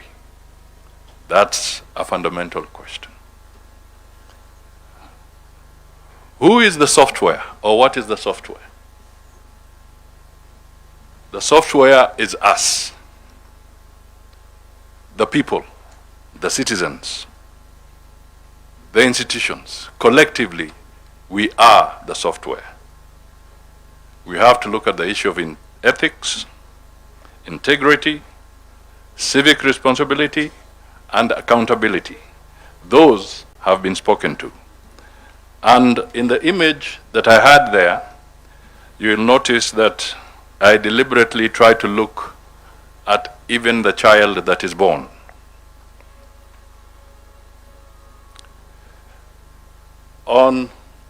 Now we can move to the next one. Values. Rules matter, but values make them work. What does the law require? What is the law trying to protect? What value is it trying to preserve? Ladies and gentlemen, constitutionalism is more than compliance. Let me move to the 5th slide. At the corner, you will notice something about litigation. These are the constitutional safeguards. We want to protect citizens. We want to restrain power. We want to strengthen accountability. But process must serve purpose. We need to ask ourselves, the processes that we have inbuilt, do they serve purpose? Let's move to the next one, participation. This is a fundamental principle. We must keep the principle. However, we must improve the mechanism of achieving this principle. When we engage, do we engage meaningfully? Is it representative enough? Is it proportionate? Is it technology enabled? I ask these questions because the AG mentioned the public participation bill, which has gone through Parliament. I think it's now with the Senate. It may be of interest to note that we did cost what is outstanding for the government of Kenya during this 5-year period in terms of either legislation or policy. And if we go through public participation in the way that it is currently formatted, we came to a figure of 20 billion Kenya shillings to go through the process of participation. Is that proportionate when compared to the need to strengthen SHA, to the need to do affordable housing, to the need to improve our education? Is that proportionate? However, there's a rider there. Participation must not become a box-ticking exercise. It must be meaningful. Ownership. We have all talked about ownership. Our good friend, the late Kajwang, Honorable Kajwang, would always start his public rally by saying, "We the people." Can we stand here and say that this constitution belongs to us? Can citizens read it, understand it, debate it, apply it? A constitution should not belong only to the lawyers. Have we gone that extra mile to have this constitution in our vernacular languages, to make it easier for our people to read and understand? Those are questions that we need to ask ourselves. What are the gains? Some have been highlighted. Devolution. Power is closer to the people, to the citizens. Rights and dignity. Institutional checks. Active citizenship. These gains must be defended. What are the misses? What have we built or what have we not built? Below that question, I underline corruption. Have we dealt with it? Impunity. Has it diminished or has it scaled? Weak institutional culture. Procedure over public interest. Is it enough to say, is it legal? And is legal the issue that should be the only benchmark? Or should we ask ourselves, is it right for Kenya? Whatever we do, is it right for Kenya? Slide number 10. We are now talking 16 years later. Kenya has changed. 2010 to 2026. There's a new creature, AI. It is now with us. Technology, the economy, demographics, work, information, all now in this new environment of AI.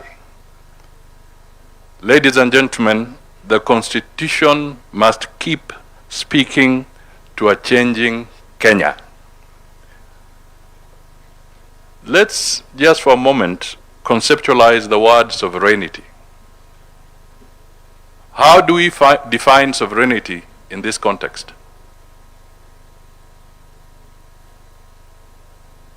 It's not just about the traditional borders. We have to look at sovereignty afresh. Reform. We should not be afraid to improve it, and I think the panelists came out very strongly on this. Let us refine what needs to be refined. Let us strengthen what needs to be strengthened, and let us simplify what needs to be simplified. Not for personalities, not for parties, but for Kenya.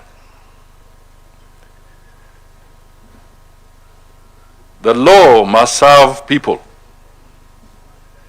We make laws to create safer communities, fairer institutions, better government, more prosperous citizens. Process must serve purpose. Let's move to the 13th slide. Is this constitution perfect? It may not be perfect, it is not. Is it defective? Some aspects of it may be. Is it capable of improvement? Yes. You all are familiar with the phrase, even a good tool becomes blunt with use. You do not, however, throw away a good tool. You sharpen it. So we have an opportunity in this debate to sharpen our tool. The 14th slide. Have we built the hardware? The answer is yes. Have we built the software? That is work in progress and ahead of us. Ladies and gentlemen, institutions matter, laws matter, courts matter, but above all, it is character that makes the system work. So, what is our national character? What defines us? Professor Hino, on the launch of the President's Day of Beyond Vision 2030, said that a study had revealed that Kenyan young are very robust, very optimistic. But scientifically, they have established there is one major challenge, the challenge of self-regulation. That comes with character. Ladies and gentlemen, my remarks end there because the people who are coming for this panel, I believe I should now invite them. It's not easy to invite a president on a panel. Mr. President, you are the first panelist.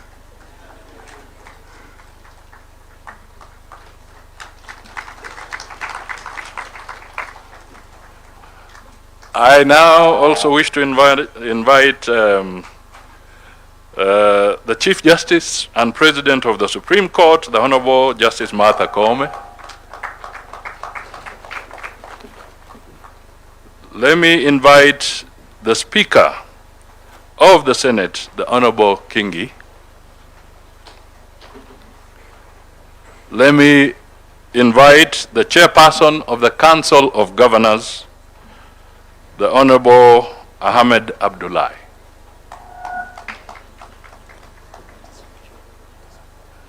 And to represent the National Assembly, the Honorable Gladys Sholay Boss. You're most welcome. I think my tour of duty ends there. I believe there is a, yeah, you can sit. I believe there's a, who was the person coming here to raise the questions?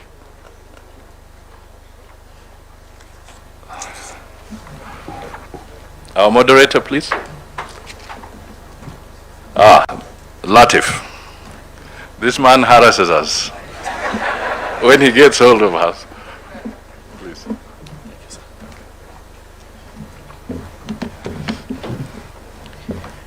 Your Excellency, the honorable panelists, ladies and gentlemen, good afternoon.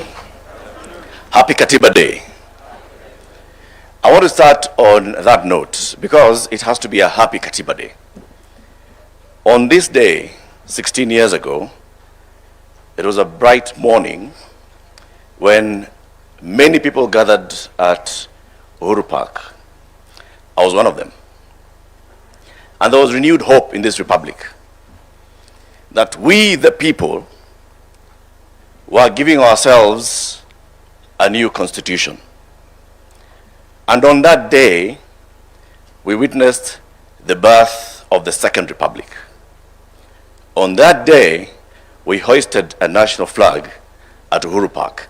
It's there to date.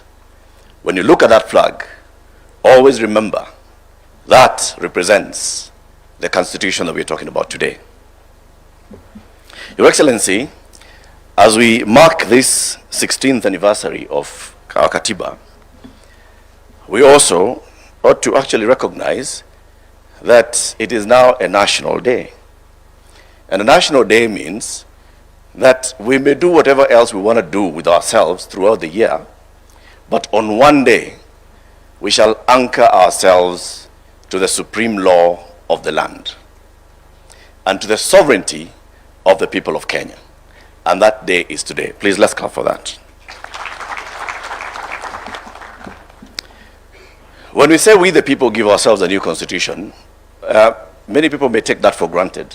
But actually this morning on our show, Fixing the Nation on NTV, we actually asked ourselves the question, if you went around many African countries and asked the people just ordinarily, ndugu jirani, hapa kwenu mna katiba? Some will actually not be able to answer and tell you whether they have a constitution or not. Go to any part of this republic today and mention the word Katiba, and people know that we have a constitution. that anchors the fact that we, the people, are the owners of this constitution. We are the sovereign in this constitution. We delegate our sovereignty to institutions and to public offices.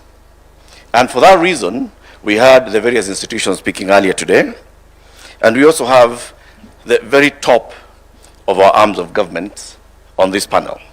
Let's clap for them as we start this conversation. I want to start by just acknowledging some of the words that you said, Your Excellency, in your remarks to set the scene for today. You said accountability cannot end with defending institutional territory, observing procedure, or publishing reports. Ultimately, we must account for outcomes, whether we have protected the sovereignty of the people, upheld human dignity, preserved constitutional order, used public resources responsibly, and brought the rights guaranteed by our Constitution within the reach of more citizens. There's no greater responsibility than that's given to the people in our panel today. And I want to start with you, Your Excellency. When you took the oath of office, the first oath of office that you took was the oath of affirmation of allegiance, in which you said, I may remind you, and I'll use the names, please allow me to use your name.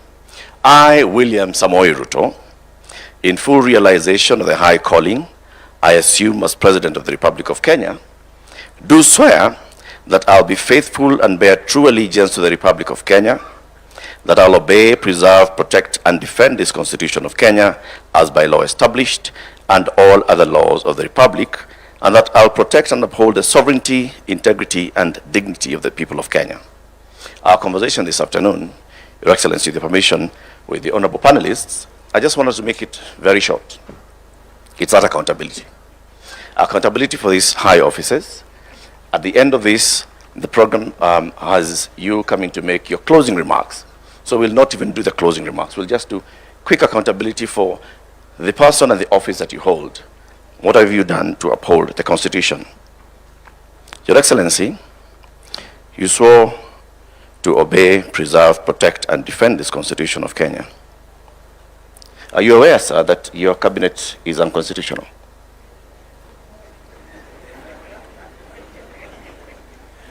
Thank you very much, Eric. I am fully aware that the court has made a determination and given me time to realizing that that is work in progress to be able to do what I need to do. But in that context, let me speak to my oath of office in a broader context, and to speak to this day, Katiba Day. And as I have said in my earlier statement, this is not just a ritual. This is a time for us to reflect and account for what we have done in 16 years with respect to the tenets, the principles, the mandate, and the requirement of our Constitution. And putting that in the context of my oath of office and being accountable for that oath of office, and putting it in the context of what again I said earlier in terms of how do we account for the authority that we exercise and whether that is making impact on the people of Kenya, especially on what you said, whether more and more citizens are closer to the rights that the Constitution envisaged. And I will say the following, that by way of accountability, when we seek a mandate like the way I did, I made commitments to the people of Kenya. And those commitments were not just statements. They were not just slogans. They were commitments that ultimately I must be held account, because that is what the Constitution demands of me as president. And I will want to put it in this context. Number one, I made commitments about how to transform the nation and what I need to do. And I made proposals to the people of Kenya that this is how I intend to stabilize the economy. This is how I intend to make sure that we have access to health getting to the majority of citizens. This is how I intend to work on making sure that there is decent housing as it's required by the Constitution. This is how education that is provided for as an obligation to government in the Constitution, this is what we are going to do. This is how we are going to work on access to water and all the other requirements of the Constitution. And I can confidently tell the nation today that subsequent to my election and my commitment that I will be faithful to the Constitution, we have done whatever we needed to do, difficult as it may have been, to stabilize our economy. Today, our economy is the 6th largest economy in Africa. Our interest rates have come down. Our exchange rates have come down and stabilized. Our inflation has come down and stabilized. And our sovereign debt position is way different from what it was. We did not only,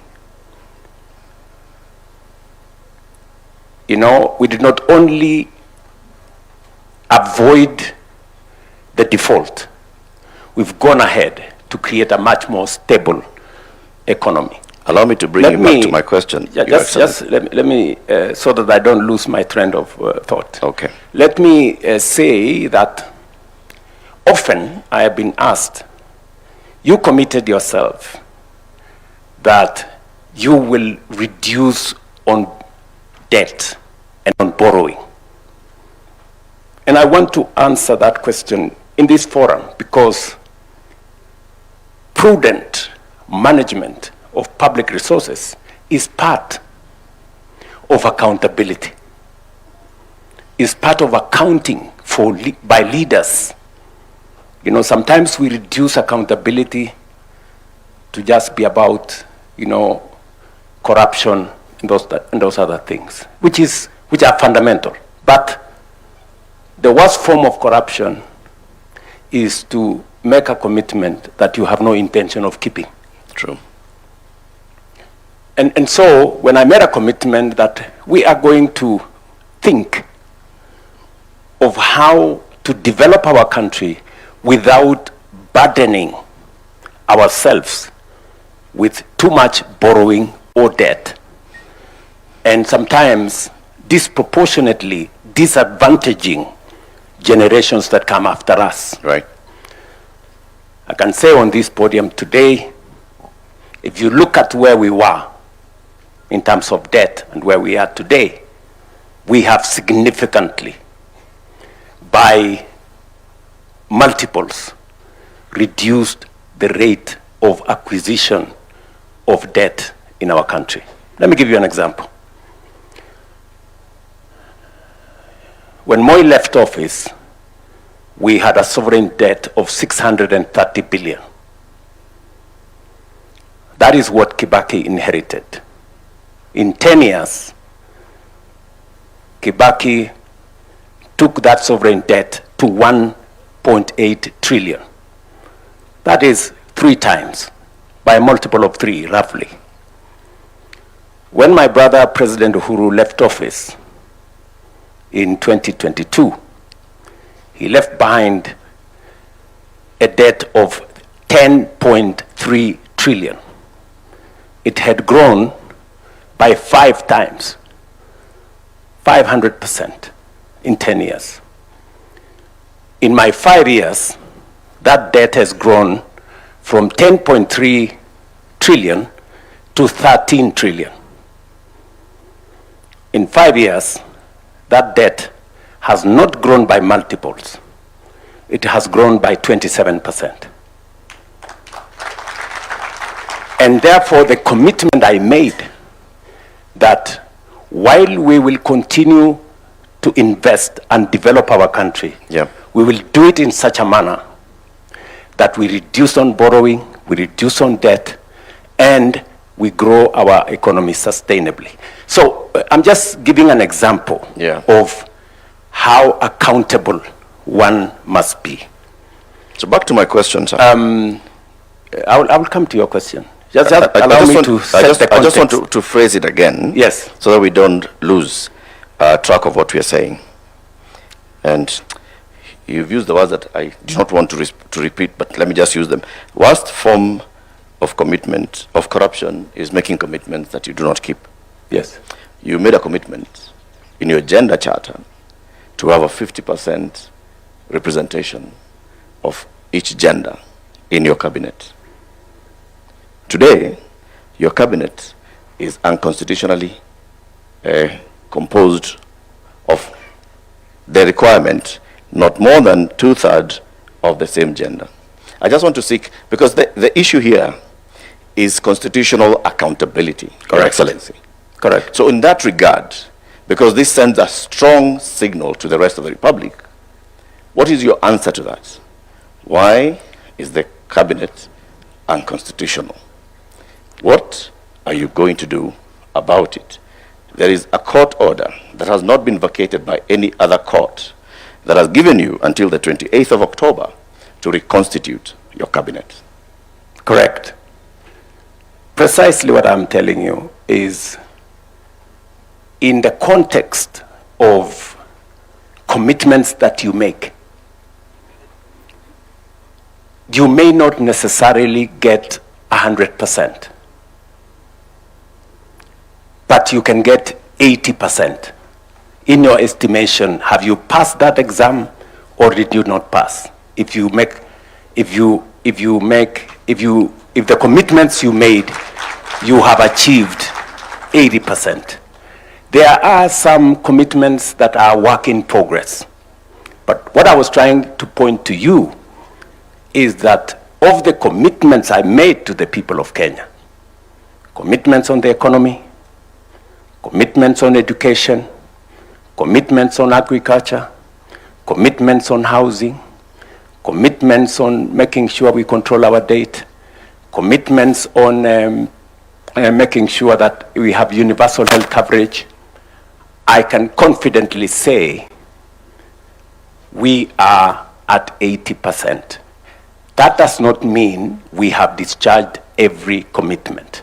There are commitments that are outstanding. Among them is that one on making sure that we respect the 2/3 gender principle. Will you reconstitute the cabinet? It is, that's a much more simpler thing to say. Okay, let me just... But let me just, we are speaking in context. Yes. Don't make it simplistic. I am not, sir. Because, there are many people who are telling me, for example, I heard from exactly what you are saying, you must get 100% for you to have passed.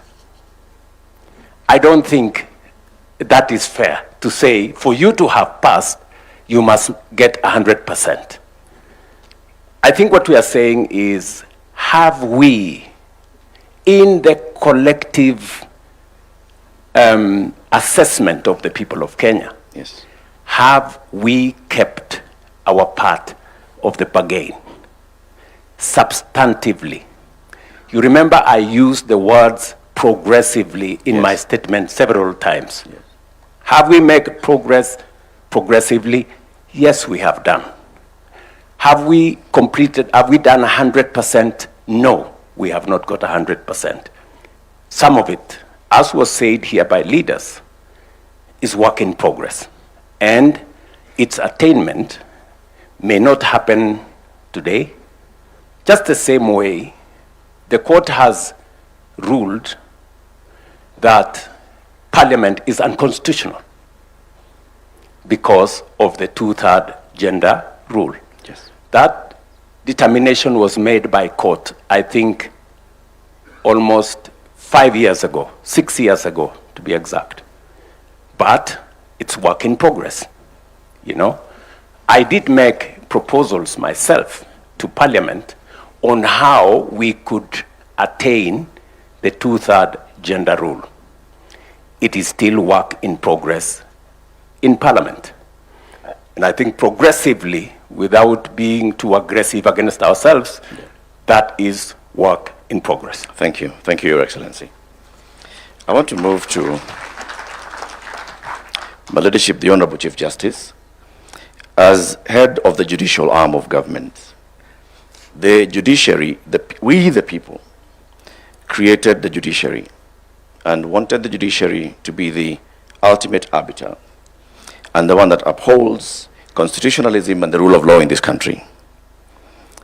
Madam Chief Justice, there have been questions of integrity within the judiciary. You've addressed them previously, but you continue to address them. The question that I asked to you is, would Kenyans believe that their judiciary is functional when questions of integrity keep arising towards it and they don't see progress being made? Thank you very much, our moderator. Thank you, Your Excellency, for inviting me to this forum. I'm honored, greatly honored, to participate in this forum where we are looking at our Constitution and asking ourselves whether it has worked for us, what we need to do to make it work better. Now, when I look at the judiciary, we agree that judicial authority comes from the people. The people are sovereign, and therefore we are servants of the people.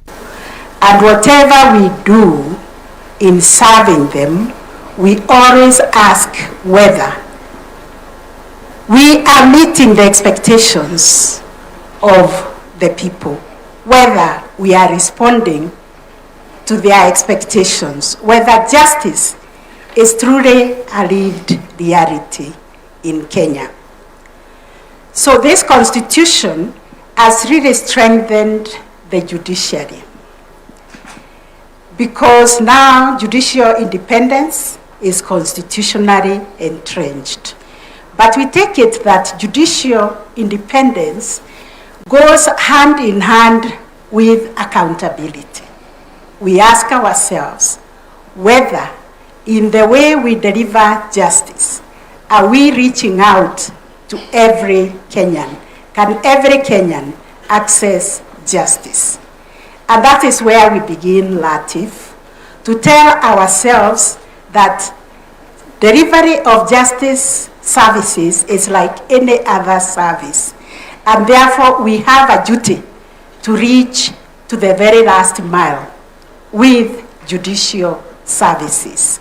And when we looked around, the number of Kenyans who can access formal justice services are a paltry 17%. The rest of Kenyans look for justice elsewhere through other means. They go to the chiefs, they go to their religious leaders, they go to their community, to their elders to seek justice. And therefore we asked ourselves as judiciary, and especially me as the Chief Justice, am I only a Chief Justice of the 17%? No. So we must net everybody. And this is why we are working with communities to expand the multi-door approach to justice to reach the alternative justice system, which is also a command of the Constitution, that we should promote ADR, alternative justice system, mediation, negotiation, reconciliation, and all that, so that every Kenyan can have a choice. Do I want to go to the formal court? Do I want to go to the alternative? And that if we are being celebrated even by the Commonwealth for having been able to link the informal justice system with the formal justice system. We have ukumbis or tribunals or community sessions where people are resolving disputes, and thanks be to this Constitution, they are able now to come with those agreements. We have trained them on fair trial methods so that when they agree, we only ask ourselves whether this agreement meets the constitutional thresholds. We've been, and we have established ourselves in 16 counties where we have NJS.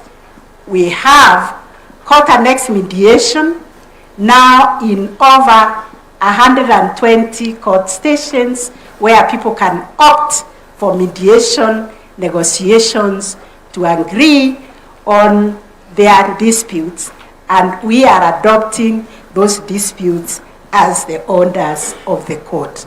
You talked about corruption, and I think the priest who did the introductory remarks was very apt, that the manure that is eating Kenya is corruption, is issues of integrity. And I think all the speakers have spoken to it. For us in the judiciary, it's very, very serious. We have no other currency to trade in. The executive has the power of the sword, they have the power of the purse. We only have public trust to trade in. And therefore, Kenyans must have confidence in the judiciary, in the independence of the judiciary. And this independence cuts both ways. It's both independence for us to be able to make decisions without any interference from anybody or from any institution, but also it's an independence that ensures that the citizenry can have confidence in the judiciary. Yeah. So it's both ways, and we are required to be accountable. We have done everything as a country to enact laws, beginning with the Constitution and other laws. What I would like to say is that corruption, in all its facets, is a criminal offense. And we have taken the front row in the judiciary to tell Kenyans that we operate a zero tolerance policy to corruption. We even do a daily briefing in our courts to tell Kenyans, when you come to court, you will not be asked for a bribe, you will not be asked for any facilitation. Please do not bring a bribe to the court. Right. We have worked with the NCAJ, the National Council on the Administration of Justice, to develop guidelines that will help us implement these laws against corruption. And we are implementing them in the judiciary. But it is a societal problem, Ratif, that requires Kenyans to say no to corruption. It requires a national conversation, because as much as we try to insulate ourselves in the judiciary, we are within this ecosystem where people believe in giving a bribe or even believing somebody who has no connection with the judge or the magistrate, that I know the magistrate, I know the judge, I will fix your case, I correct money to go and take to the judge. The judge or the magistrate may not even know, but sometimes they know. Yeah. And therefore I've been saying it is wrong. We as judges and magistrates and judicial staff cannot be dispensing justice with one hand and committing a crime with the other. Any citizen who comes across a judge or a magistrate or a judicial staff asking for a bribe, we ask for cooperation. Thank you, Madam CJ. Just a quick follow-up on that.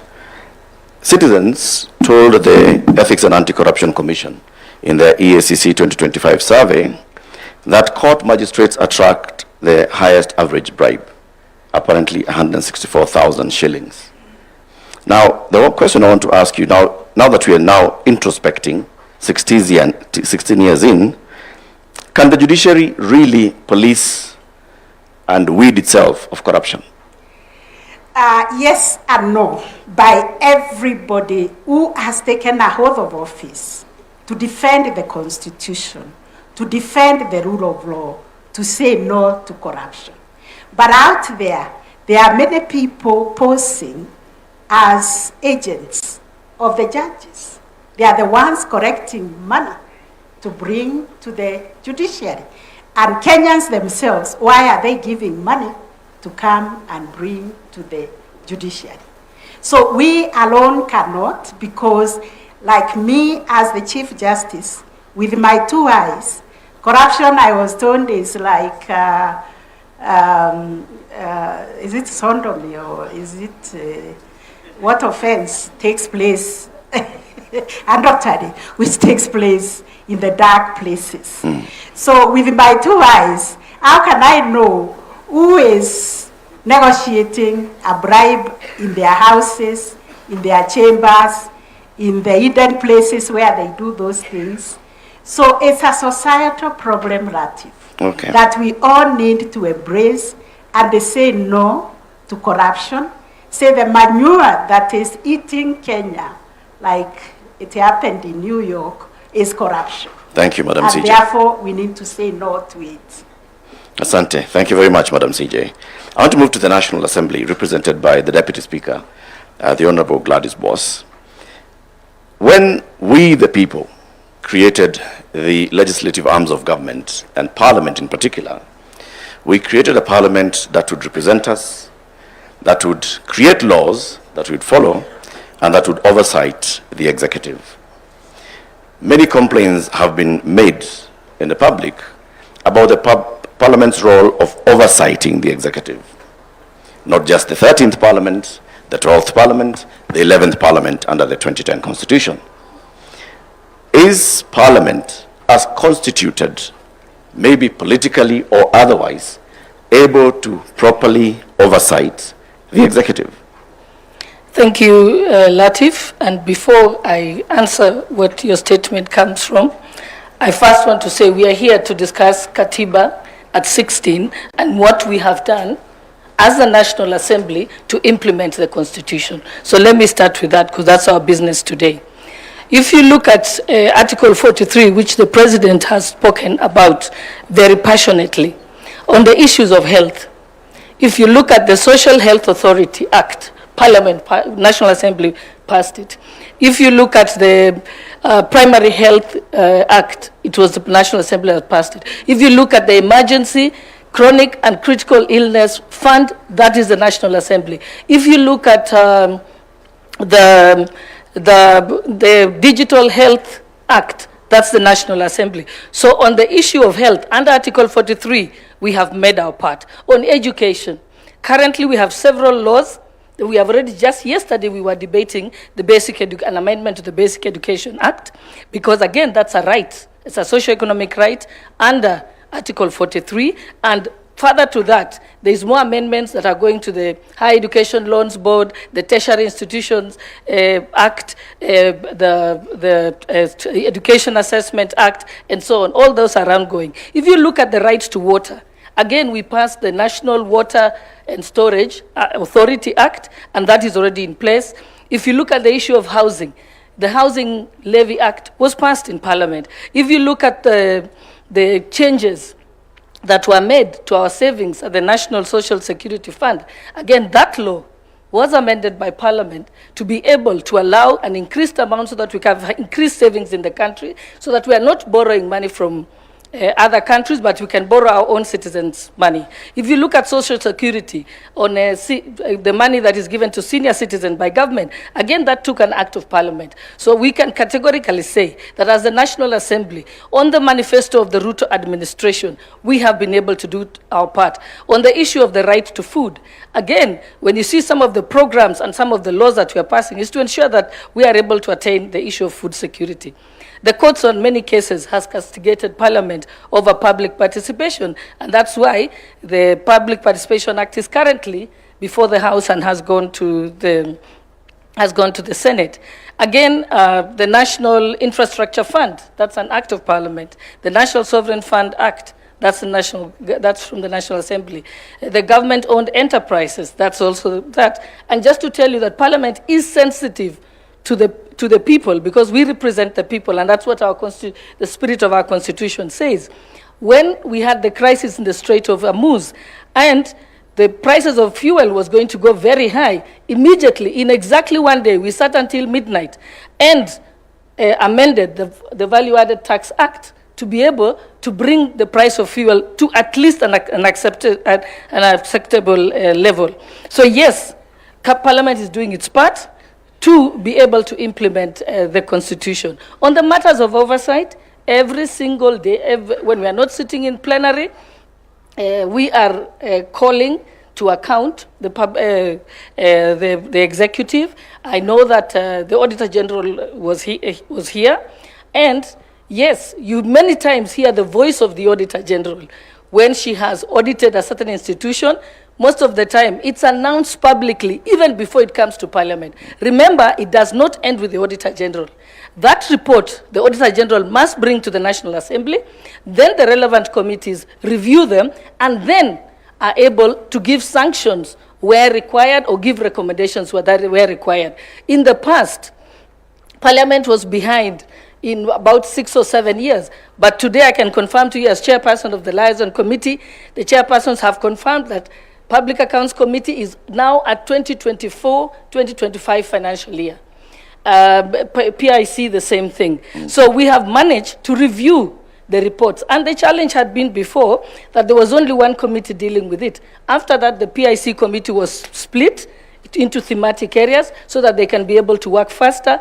We've deployed several staff to them to be able to do that. So yes, oversight is live and indeed. And today, we go on recess as Parliament, and people think that we go on holiday.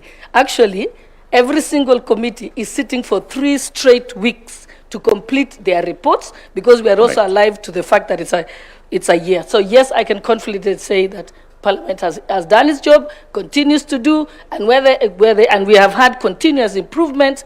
We recently had a state of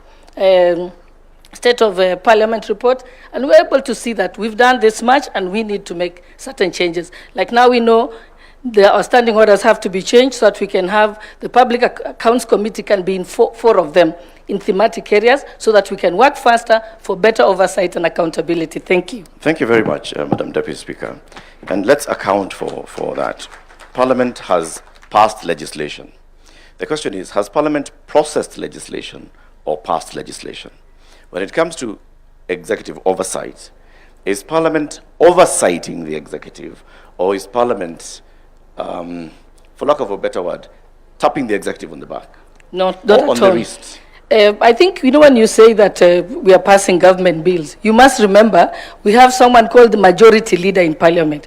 The single job of the majority leader is to table government bills, because if the government has to work, the laws have to be passed. So that is his job. Then there is private members' bills, and then the minority also are able to bring various bills, like the bill on the Basic Education Amendment Act yesterday was by Honorable Olwoch, who is from the minority side, and he has been prosecuting it for almost 2 years. So yes, Parliament is is not a rubber stamp, as you try and say. That's a rumor by the media. All right. The Honorable Speaker, Moses Wetangula, recently spoke of some MPs receiving letters for appointment of teachers. And I know that matter was live, even in Parliament, by some members of Parliament yesterday. As the head of Parliament, how do you respond to this? Is Parliament an extension of the executive? Okay, or the recruitment agency of the executive? Okay, Latif, let me remind you again politely that we're here to discuss and take stock of Katiba at 16. Indeed it is. And so I have not come here to discuss rumors that are out there. What you can do, when I come to your TV station, that will be a valid question to ask. So I politely decline to answer. Okay. Let me remind all of us that we are here to account for Katiba at 16. It is our constitution. The offices that we created are accountable to the people of Kenya in all things that they do, whether they are passing laws or blocking laws. So, the Honorable Deputy Speaker, respectfully, I tell you that the question I'm asking is about accountability. No, it's a valid question, Parliament. and as you said, and as I've told you, that for today's session, there's no answer to that. But I can confirm to you that yesterday, the Education Committee was waiting to summon the Teacher Service Commission, because that is the independent commission that is charged to do with recruitment of teachers. If they are doing it in a different manner other than provided by the law, then they are the ones to be called to account. And that's why I'm saying that's a conversation for another time, not today. There's no better day than today, but let's move to the next one. Honorable Speaker, Amason Kingi, you're Speaker of the Senate. You served as the county governor for 2 terms, and you know the role of the Senate that we, the people, established is to defend and promote democracy, devolution. And I want to ask today, is the Senate protecting counties? And can you give us examples where the Senate has actually protected counties, and from what? Thank you for that question. Indeed, the constitutional mandate of the Senate is basically that, to protect the interests of the county governments. And it does that in different fronts.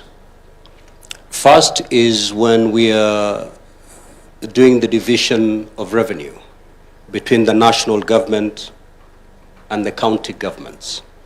That is where the Senate then pronounces itself as a defender of the county governments.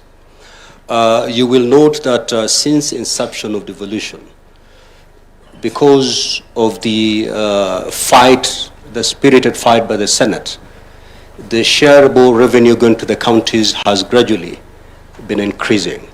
So yes, we have been fighting so hard to make sure that the county governments do not get a raw deal when it comes to sharing the revenue between the national government and the county governments. There are other instances, of course, where the Senate comes in to protect the county governments. You've heard of this issue that is, I believe, still very much alive. That touches on the roads, for example. There has been a push from the national government on how to reclassify roads beyond what is presently provided for under the Constitution. And I think the Senate has taken a very firm stand on how we should handle that matter, again, protecting the interests of the county governments. So yes, the Senate has been there fund on behalf of the county governments. Have there been instances, Honorable Speaker, when the Senate has felt the national government overreaching its mandate to claw into functions of devolution? Well, if you look at Schedule 4, for example, which demarcates the functions that are preserved of the national government and the functions that are preserved of the county governments, for the period that we have experienced devolution, There has been, of course, a delay in unbundling these functions. And, but by and large, as we speak today, at Katiba at 16, a lot has been done. And unbundling has been done. What I think is remaining is costing of those particular functions. But again, under our law, a county government can enter into an agreement with the national government. Maybe a function is a preserve of that particular county government, but they can enter into an agreement with the national government to allow the national government to actually undertake that particular function. In such a case, we cannot say the national government is overbearing. I want to just progress that conversation to, of course, the chair of the Council of Governors, Honorable FCP Abdullahi. As governor who's also in your second term, are there instances where, as governors, you felt that the national government, and I'm not talking about the administration, I'm talking about the national government, has overshot its mandate to claw into devolution? Thank you very much, Eric. Before I answer your question, let me set mine like everyone else was doing. Devolution has done extremely well, and it's the that everyone here that has been on this podium has said it's that one single takeout that has been very beneficial to Kenyans out of our 2010 constitution. And without giving numbers necessarily, if you just look at the expansion in healthcare, in agriculture, in early childhood education, the distances that have reduced for fetching water, and all the number of hospital beds, and I have the data here in a very refined manner, devolution has done extremely well. Now, on the issue of national government and the whole matter of clawback, you'll have to understand that in a robust democracy such as ours, and where we came from, you know, we were not 47 countries coming together. We were one country, and we were not coming out of war, right? We had a very strong centralized government. And the clamor for the new constitution was partly to spread that power at the center and devolve resources and decision-making over those resources. So there'll always be areas of conflict between national and county government. And this is why we have a very elaborate architecture of intergovernmental relations. And we try as much as possible to solve disputes intergovernmentally, right? And at times then, when we don't quite agree, that's why we have courts. And this is the same everywhere. I was just checking the number of cases that US states filed against the Trump government in the last 2 years. There are over 100. So this is normal. And two, clawback globally of decentralization, because devolution is a form of decentralization, doesn't really have to happen through change of law. It mostly happens through, administrative procedures, right? Bureaucrats, sometimes even middle-level bureaucrats at national government might send out circulars and do certain things which then impede or gridlock implementation by decentralized units. And this is why we have IBEC, the Intergovernmental Budget and Economic Council, headed by chaired by the Deputy President, where we meet and discuss these things. And many times we disagree, many times we agree. We have summit, where as a body of governors, the council, we may even disagree with the president, right? And we come back together again to see how we refine, certain procedures. So I would say, largely, we've done very well. Right. And sometimes some of those administrative interventions are necessitated not so much by, the clamor for clawback, but just to get things more standardized, right? especially in the area of health, technology, equipment, for instance. We might be quite protective of that space as governors, but again, when you look at what, for instance, the NESP, the National Equipment Support Program, has done, and sometimes we ask ourselves, could we have done this individually, you know, as single counties? So clawback is something that we always, as governors, have to be wary of.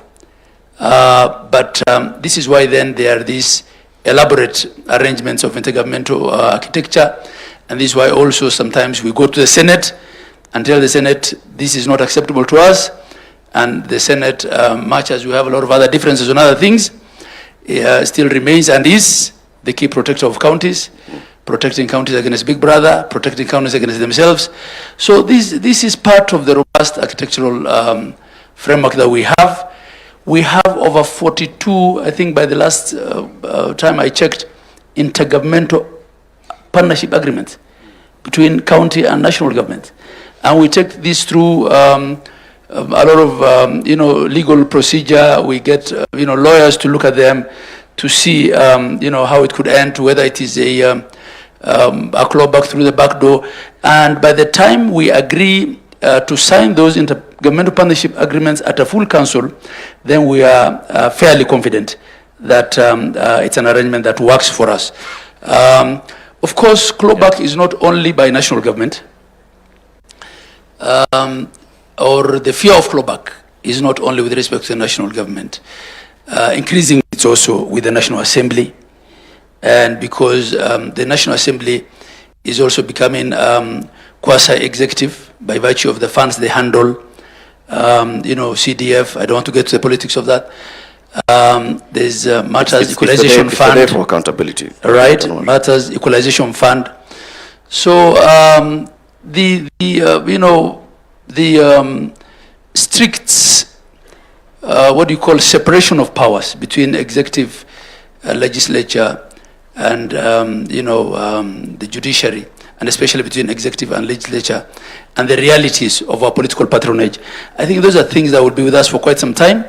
But generally, I think this current administration has respected our space. Thank you.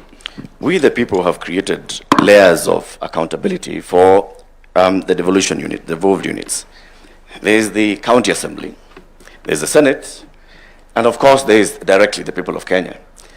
You have a council of governors. Do you use that council of governors as an accountability tool where you self-check and you self-call out for, I don't know how else to put it, for bad behavior? Yeah, that's a good question. As chair of council, I don't have the, constitutional office powers that the people sitting on this panel with me have. I'm just a first among equals. I get elected. So the next year I will be elected on the 8th of October. So I'm more of a union official. But having said that, we also have, benchmarking and best practices and advisory and conversations that, out of respect, I can have as chair with individual governors. But I get this quite a lot when I visit counties where the public complain to me about their governors. So that's not my role as chair of council.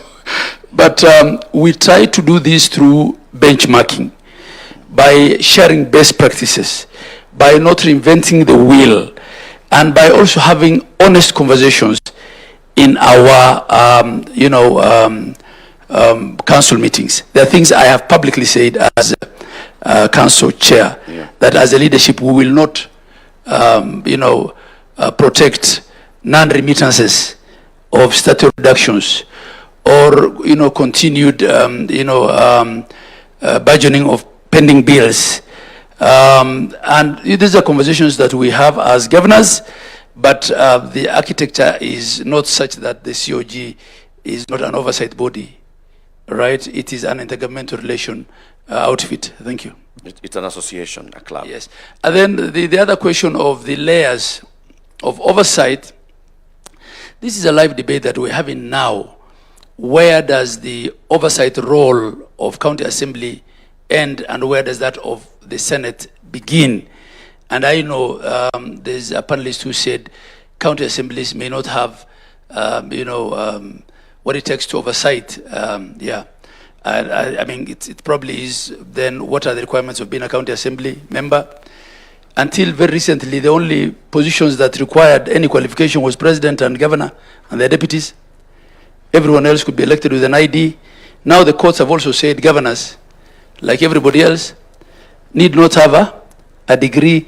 So those are debates that we have. We try to resist as a council appearing before the Senate for day-to-day operational accountability, and argued that that is best left to our CECs and the Assembly, and that the Senate comes in on big matters, on policy, when there's a crisis, when there's impeachment. But the court disagreed with us, so we have to appear before Senate as governors, and at times get asked why a bin card in a facility 300 kilometers from where you are has not been signed. So, I mean, the interpretation of law is done by the courts. We stand guided by the decisions of court until such a time when that changes. Thank you. Thank you very much, Governor. Your Excellency and honorable panelists, you'll acknowledge that we are actually making reference to the supreme law of the land. And the fact that we actually have a supreme law of the land that is so well known by many people is a big gain, like we've all said.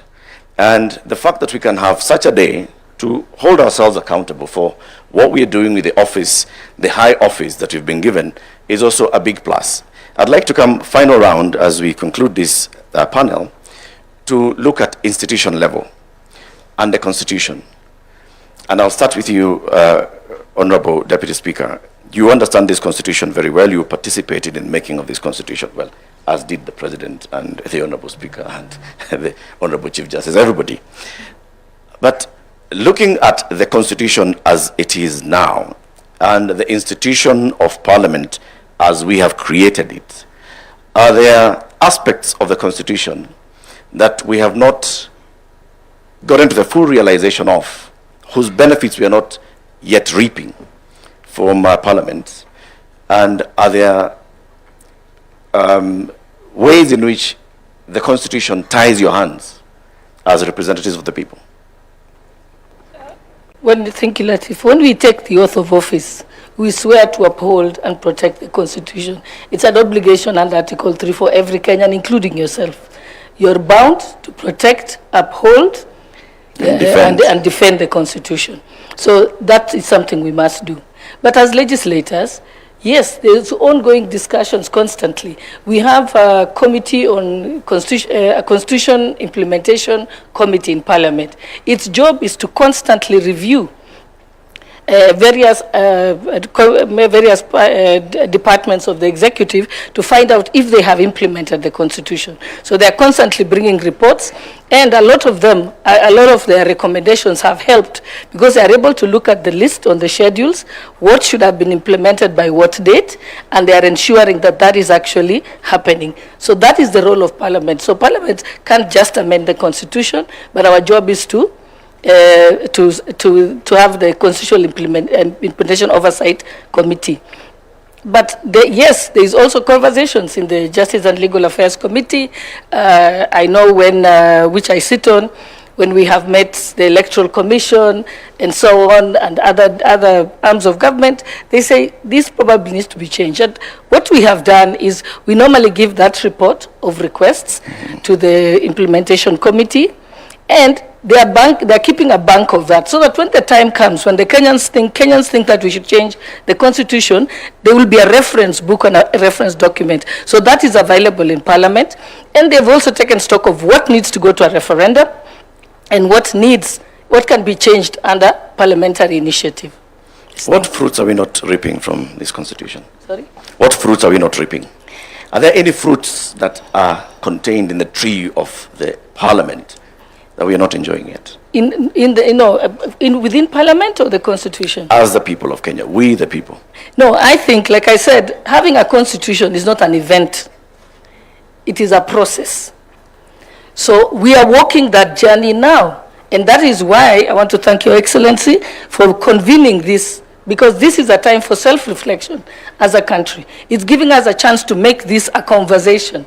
And just the way His Excellency also said that we need to look at Vision 2060. And again, that is something that the public will be involved in it. And I think this is probably the first time it has happened in the country, because that is how we improve our country.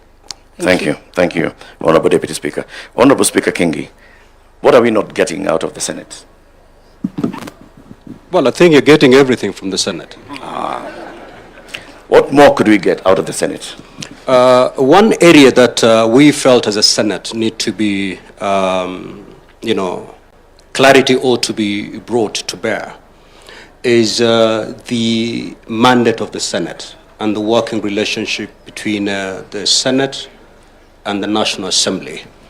And for this Parliament, the working relation has been pretty good because I and Senator Wetangula tend to agree on a number of issues.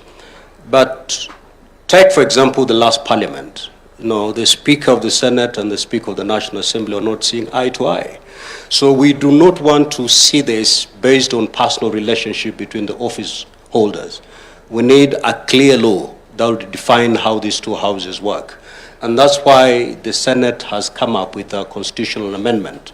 One, to expand the mandate of the Senate, and two, to bring clarity on how we can work together with our sister house, the National Assembly. Thank you very much. I want to skip to Honorable Governor Abdullahi, and then we shall conclude with the Honorable Chief Justice and His Excellency the President. From our wordings and the spirit and letter of our Constitution, when we said we'd like to devolve power and to devolve some functions so that we have closer governance and closer decision-making to our people, in your experience in the last 10 years as governor, what are we not benefiting from yet from the devolution as envisaged in the Constitution? And what can we do to get there? Thank you. Eric, as I said, in many ways, devolution has done its bit to equalize this country. The kind of devolution we have is not one of political power in that sense, if I look at it rightly.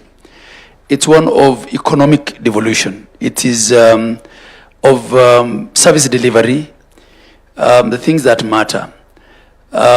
Given our diversity also, it might have been the right thing to do, because I know countries next door where there is ethnic federalism and states sometimes fight. One state picks up arms against the neighboring state. I think it's good that we didn't go that way, and that what we devolved is basic services and resources and decision-making over those resources. Of course, even for functions that are devolved, policy and standards are still with the national government. And the question of accountability, which is what we are discussing here, especially with respect to fiscal management, at times also may limit how much you decentralize decisions with respect to resources. Because if you take them then very low and you're responsible for answering the audit queries in the houses of Senate and Parliament, however, and the Assembly, it can look a bit counterproductive. And counties have been accused of not also devolving certain decision making much lower.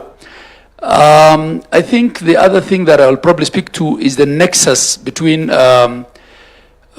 county service delivery, county government enforcement, and enforcement generally, because the level of enforcement that our people know generally is uniformed enforcement. County askaris can only carry rungus. So at times, we may increasingly are seeing that bylaws made by counties may not get as much support in enforcement as national laws would. I think this is probably an area that we need to look at, and that probably also speaks to why the county policing authorities are not enforced up to now. because of resistance from police operations teams. So those are areas. How can we strengthen counties to have better enforcement? How can we require them to devolve their services further? Those are conversations that we can have. But generally, I think a lot has improved. As I said, our intergovernmental relations is much better today than when we started 13 years back, right? But overall, of course, expectations also shift. You know, the expectations that there were in 2013 are not the same expectations. And a lot of times, a county's performance may be judged by what the loudest MP from that county said on the floor of the House, as opposed to actual reports by oversight authorities. This is part of our politics, which we have to deal with. Lastly, maybe to protect counties, I have a lot of respect for my brother Abdul Qadir Mohammed there, and I don't think I have the qualification to argue with him on matters legal. I'm a simple accountant, but I have disagreed bitterly with him on the question of impeachment, and as to whether impeachment is a political decision or a legal decision in a presidential system. And also, I might be clouded by the political realities of our counties.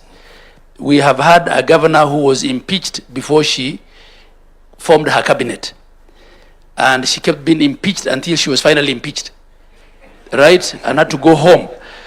So I think the courts have some role in protecting, such governors where for sociocultural reasons probably people thought they made a mistake in electing so-and-so and will get rid of so-and-so regardless. Yeah. So I think, it's not fair that you cannot recall a member of parliament for the first 24 months. And then you can't recall them for the last 12 months. But you can impeach a governor before they have formed government. Those are some of the things we need to look at. Thank you. Thank you. Thank you very much, Honorable Governor. I want to come to you, Honorable Chief Justice. Again, as we take stock of 16 years of our Constitution, as the third Chief Justice under this Constitution, and having served in the judiciary even before rising to the highest office in the judiciary, what do you think we could gain more from greater cooperation and interdependence with the other two arms of government? And so we'll start by saying what we are not getting. Thank you. Thank you very much. Just like the Deputy Speaker, what I can say is that our mandate as the judiciary is always to breathe life and spirit to the Constitution as it is. And what I can say is that Kenyans are full confidence in our Constitution and in the institution of the judiciary because they keep bringing disputes to us. And judiciary has courageously interpreted the Constitution. I heard some of the panelists saying that the judiciary overreaches. When there is an issue of overreach, because also the jurisdiction is given to the courts by the very, very Constitution, that is why we have the hierarchy of courts. If you are dissatisfied with the decision from the magistrates, you can appeal in the High Court, Court of Appeal, and if the law allows, you can come all the way to the Supreme Court. Now, when it comes to challenges, we have many. For instance, the Constitution created the Judiciary Fund.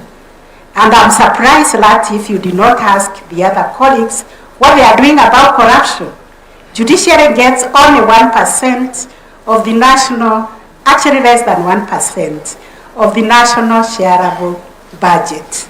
And when you ask about corruption, you should have asked, where does the other 99% of the shareable budget go? Good question. Are there corruption also in the ministries, in the procurement, in other things? Because you only zeroed in on judiciary. You should have asked the other question, because here people said we have huge poverty levels in our country. That is a problem, because if we implemented this constitution the way it is supposed to be implemented, then we cannot be talking about high levels of poverty, and even these people come to us in the judiciary, they need legal services, they need legal aid, and they, we see it, so because we live in this country. But we say this is our country. Whatever is not working, we must fix it. And that is the spirit within which we are meeting here today, to introspect and see what it is that we can do better as a country. How can we work together as the three arms of government supported by the constitutional commissions to fix all the things that are not working? For instance, we in the judiciary do not seek for cases. Kenyans come to court, and because this constitution has given them the right, when you compare this constitution with the old constitution, you could not take the government to court. You could not obtain an injunction. You could not obtain a conservatory order against the government. But this one allows any citizen even to come to court on their own right or on behalf of another citizen. It allows everybody the right to bail. It doesn't matter what offense they have committed. So we are grappling also with understanding our mandates. We are grappling with understanding the checks and balances.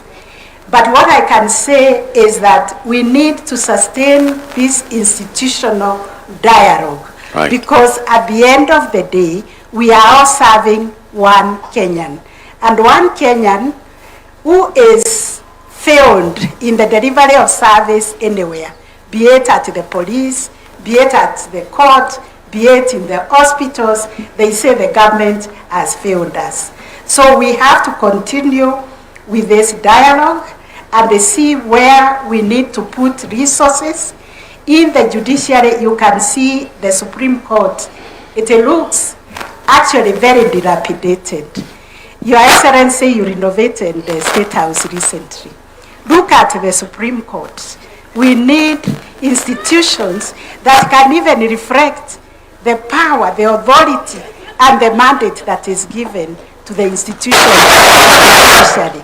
Our budget is so meager, so that even as we say we want to reach the last mile, we have now 60 small claims courts.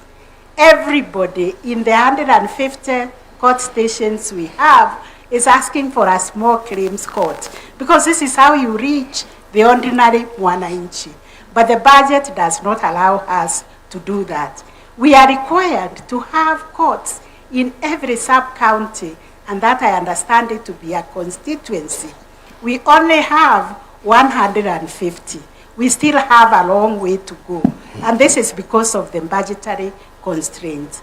But recently, we came up with a master plan and a roadmap of how we can reach to all these counties, sub-counties, with the High Court, with the Magistrates Court, and small claims courts, and with the alternative justice system. We have mapped the whole country. We understand where we need to go. And now, because we understand the budgetary constraints, and we are also Kenyans, we live here. Our country is like your mother. You know what your mother can give you, Yep. and what your mother cannot be able to give you. But there are certain priorities, especially when it comes to justice needs, that we need to address through more budgetary allocation. Thank you very much. That is the problem I have found with the implementation of the mandate of the judiciary to access justice to everybody. We are not able to reach everybody because of the budgetary constraints. Thank you. Thank you very much, Honorable Chief Justice. I want to conclude with you, Your Excellency, the President. You occupy a very high office, head of state and government. Head of state means that you are a symbol of this republic. And I want to speak to you from that level. looking back, because you have participated in this constitution journey, before Bomas, into Bomas, out of Bomas, into Naivasha, into parliament, into the referendum, into implementing it as the first deputy president under this constitution and the second president under this constitution. So far, what are the gains, because we've talked about the gains that we have, and we can all acknowledge the gains that we have, and you reflected on them in your opening remarks.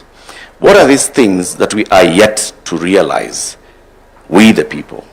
And how can we get there? What do we need to do to get there, to realize the aspirations and the great dreams of our constitution? Thank you very much, Eric. And because I don't intend to make any further remarks, including what was listed as closing remarks, I will just finalize on my statement now so that we can bring this occasion to a close. First, let me say the following as I come to answer what you have asked me. That I'm very proud that we are able to sit down in the manner in which we have done and ask ourselves very candidly, very pointed, accountability questions from what you have asked me about the matter of cabinet, to members of parliament on the letters, to Madam Chief Justice here. It just goes a long way in, putting in context the great country that we have, that we can stomach any inquiry into what we are doing as citizens and as leaders. The fact that, this occasion, the Katiba Day, when I thought about it, and I thought about this in the context of what you have said, I participated in Bomas, I participated in Naivasha. There was a Kilifi draft. I was the first deputy president under this constitution. And today I have the privilege to be the second president under this constitution. There is a journey that we have traveled as a country. And as head of state of this country today, I am very proud that this Katiba Day is not just another occasion. It's not just another celebration. It is a place where we call ourselves and ask ourselves difficult questions. Have we done what the Constitution expected of us? And why I am very proud about this moment is because I have managed to bring the country to a place where we can candidly ask ourselves questions. Last week, I was here in KICC on one of our primary subjects, that is universal health coverage. And I spent 5 hours the first day, 5 hours the second day, answering citizens, having an engagement with citizens. As president, that does not happen in ordinary circumstances. No other president has done what I have done. I have put myself at a place where I can be questioned and taken questions and answered. So I think this is a good place for us as a country, number one. Number two, we have made very good progress. As somebody who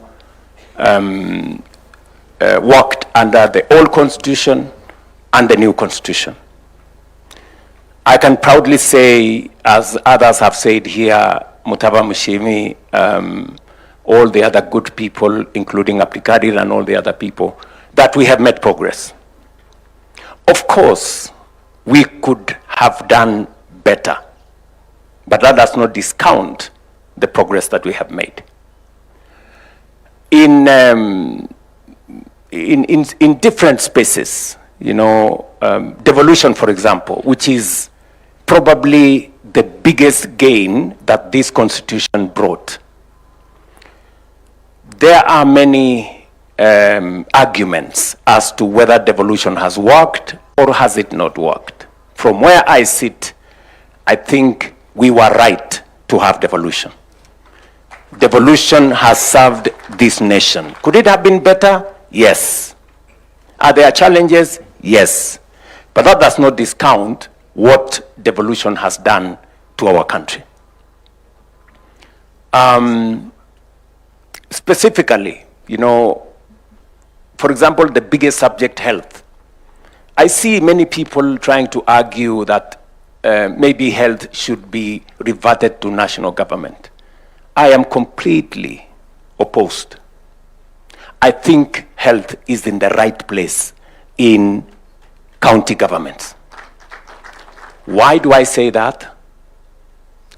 If you look at delivery of health, there are counties where we had only one doctor. Example, Wajir here. Today, there are 70. There are many more health workers. Supervision has been devolved from the national government to the county. County workforce, health professionals are held to account. In the past, there used to be doctors who never reported to their stations for 10 years and nobody knew. That is no longer possible. The county governments have appropriated that space properly.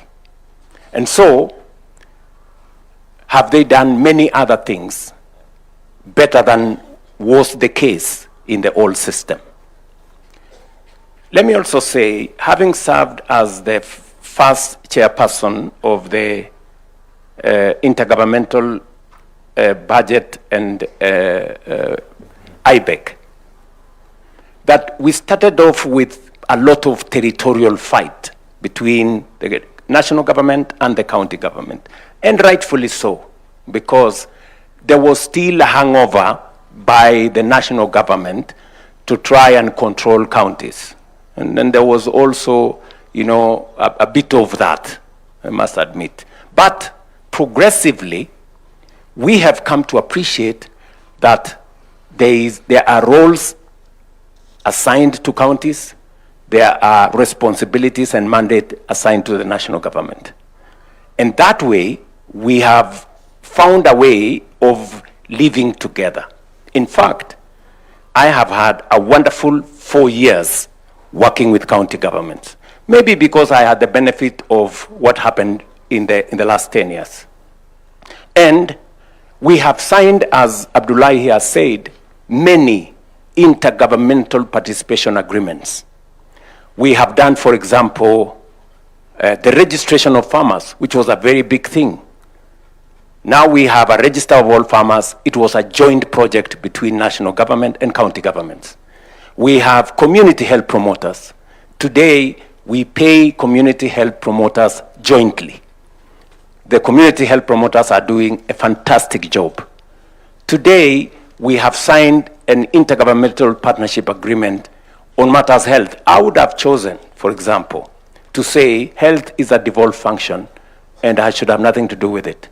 But we sat down with counties and we said there is a role where national government can support counties in delivery of a mandate that is assigned to counties, and that is purely constitutional. The Constitution, provides for that kind of mechanism. And we use that mechanism to improve health outcomes. Today, we have more citizens registered on social health. Today, we have more citizens treated. Today, we have better delivery of equipment. We signed a partnership agreement with counties. Today, they get equipment that they don't have to pay for because of the agreement we have signed, and they are using those equipments to deliver health and get paid for by SHA. So I can say confidently that counties are better placed when there is a better relationship between the counties and the national government. That is not to say there are no challenges. Yes, there are challenges here and there, but continuously we keep resolving those challenges. Let me give you one challenge, for example. On matters to do with housing, you know, there was a challenge on whether housing is completely devolved or there is a role for national government. And we managed to resolve it, you know, by making sure that we established under the housing fund a place where the housing fund has representation from the national government and the county government, and it made it easier for us to make steps to go forward. Let me leave that there. And having said that, I can say with confidence that our decision as a people, as a nation, to have counties in place was the right decision. But I hear what Mutava Mushemi is saying. You know, that is it too expensive? Can something be done about it? That is a conversation Kenyans can have, you know, on how do we make them much more effective? You know, that is, or the size of parliament for that matter. That is a conversation we can have as a nation. Let me come to what was said by my elder sister here, the Madam Chief Justice. I think if there is one very progressive area that we can confidently say as a nation that we did very well under this constitution is our judiciary. I think the judiciary today has maybe more latitude than they need, if I may say that. I think we overgave ourselves the space around judiciary because they can literally do anything, you know, which is possibly a good thing, so that they can limit the power of government. They can also interpret legislation in this or the other way. But what I can say about the judiciary is that even as we celebrate the place of any citizen being able to go to court and challenge everything, there is always the argument that I want to make, and I have brought it up with the Chief Justice. For example, we go to the people and we tell the people housing is a mandate, a command under Article 43 for government to provide adequate, dignified housing. You go to the public with a manifesto, you tell the people how that right is going to be realized, and the people give you the mandate. 7-8 million people, Kenyans, vote, and they say, proceed. And then one person, possibly the name that comes into mind is the one you know, goes to court and stops the whole process, you know? Now, the question you ask yourself is, what is the place of this one person in the context of the 8 million who voted for this right? And secondly, this right is in the Constitution. So that's the question, again, that maybe the judiciary, on their own wisdom, may want to think about balancing the right of every citizen to challenge whatever is being done as against the right of others who believe that that right should be achieved. And also the right of government to live up to the constitutional demand for them, for citizens, to have decent housing. You know? So this is again a place where we possibly may want to have a conversation around. I don't think it amounts to changing the Constitution. I think it is by way of practice and all of us looking at what are the possibilities. Because, and I will come to this later, in terms of my perspective as to what areas haven't we? I will come to answer that question. But having said that, I think I have had a wonderful relationship with the judiciary under my administration. They have cornered me in many places. They have brought down some of the things I wanted to do. But in some cases, they have made very useful proposals. You know, they have told us, for example, go and change the law so that it's not just those who are salaried who pay for housing, let all others pay. Very, very progressive, you know. They have also told us in other areas, maybe change the law so that you do this. So again, I cannot wholesome say they have done something that has stopped us. They've, in very many cases, enriched our, you know, proposal on how to get things done. But to the words of the Chief Justice here, and she has said, and rightfully so, that there is a budget issue, which is an issue, again, we must have a conversation as citizens. Should we pay taxes? Should we not? Should we borrow more money to do what we have to do? Or how do we borrow responsibly? So this is, again, another conversation, because the bottom line of all this thing about budget is taxes. Yes. I mean, we must have a candid conversation. Today, there is a big argument that Kenyans are overtaxed. We need to have a conversation. Is it based on empirical evidence? To my reflection, we are at 14, maybe 15%. Our taxes are 15% of GDP. The highest country, France, is 45% of GDP. They pay 45% of GDP. We pay 15%. South Africa pays 25% of GDP.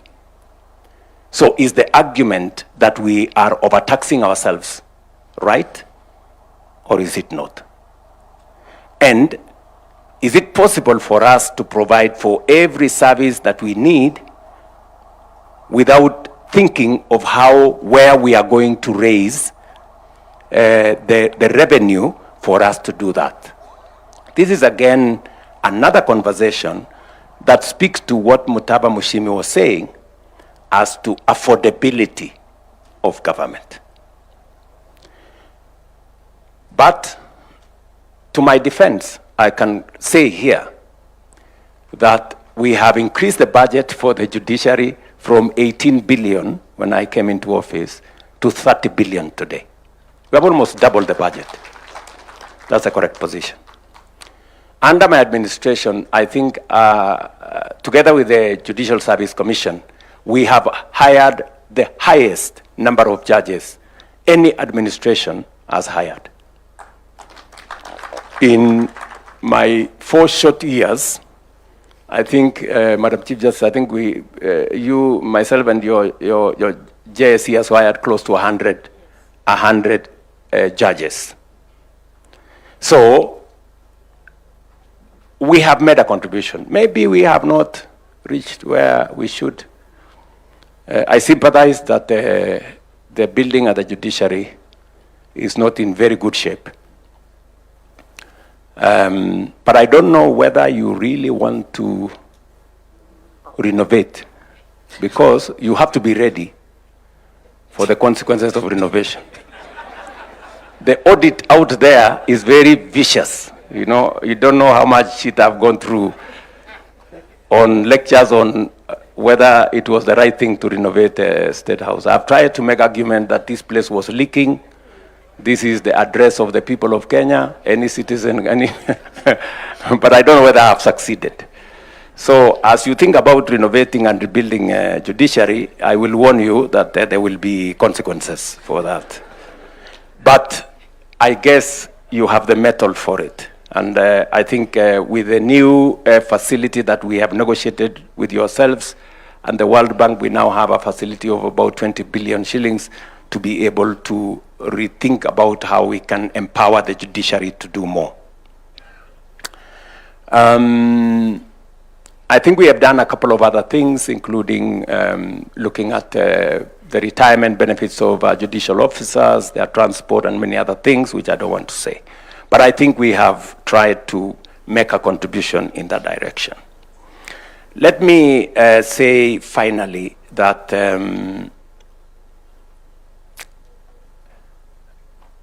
from where I sit, maybe I should say from where I stand, the whole space around accountability is a space that I think we need more work. To your question now, Latif, the whole space around accountability is a place we need to do more work. Why do I say so? We have had arguments on who needs to prosecute. We have had issues raised by citizens on why the DPP enters, withdraws cases.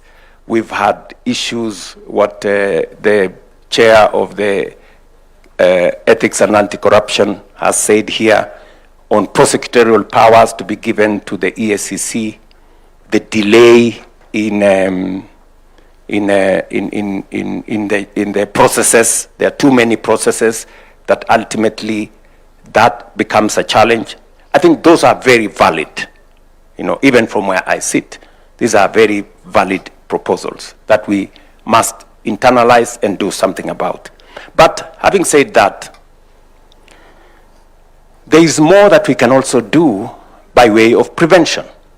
And I remember making this statement before the last election. I said, in my administration, there will be no money to steal. And I meant it. And how have we stopped or prevented loss of public resources? Number one is what was said here by somebody, digitization. Just by digitizing government services and payment, we have significantly reduced transactions in cash that end up being areas of corruption. Today, I can confidently say we have eliminated paying for government services using cash. And this is to enhance accountability, traceability, and who pays what. We had 1,000 plus government pay bills, all in shady places. Today we have one. And the Treasury can see all government payments and where it is going. Number two, we have implemented what we call Treasury Single Account.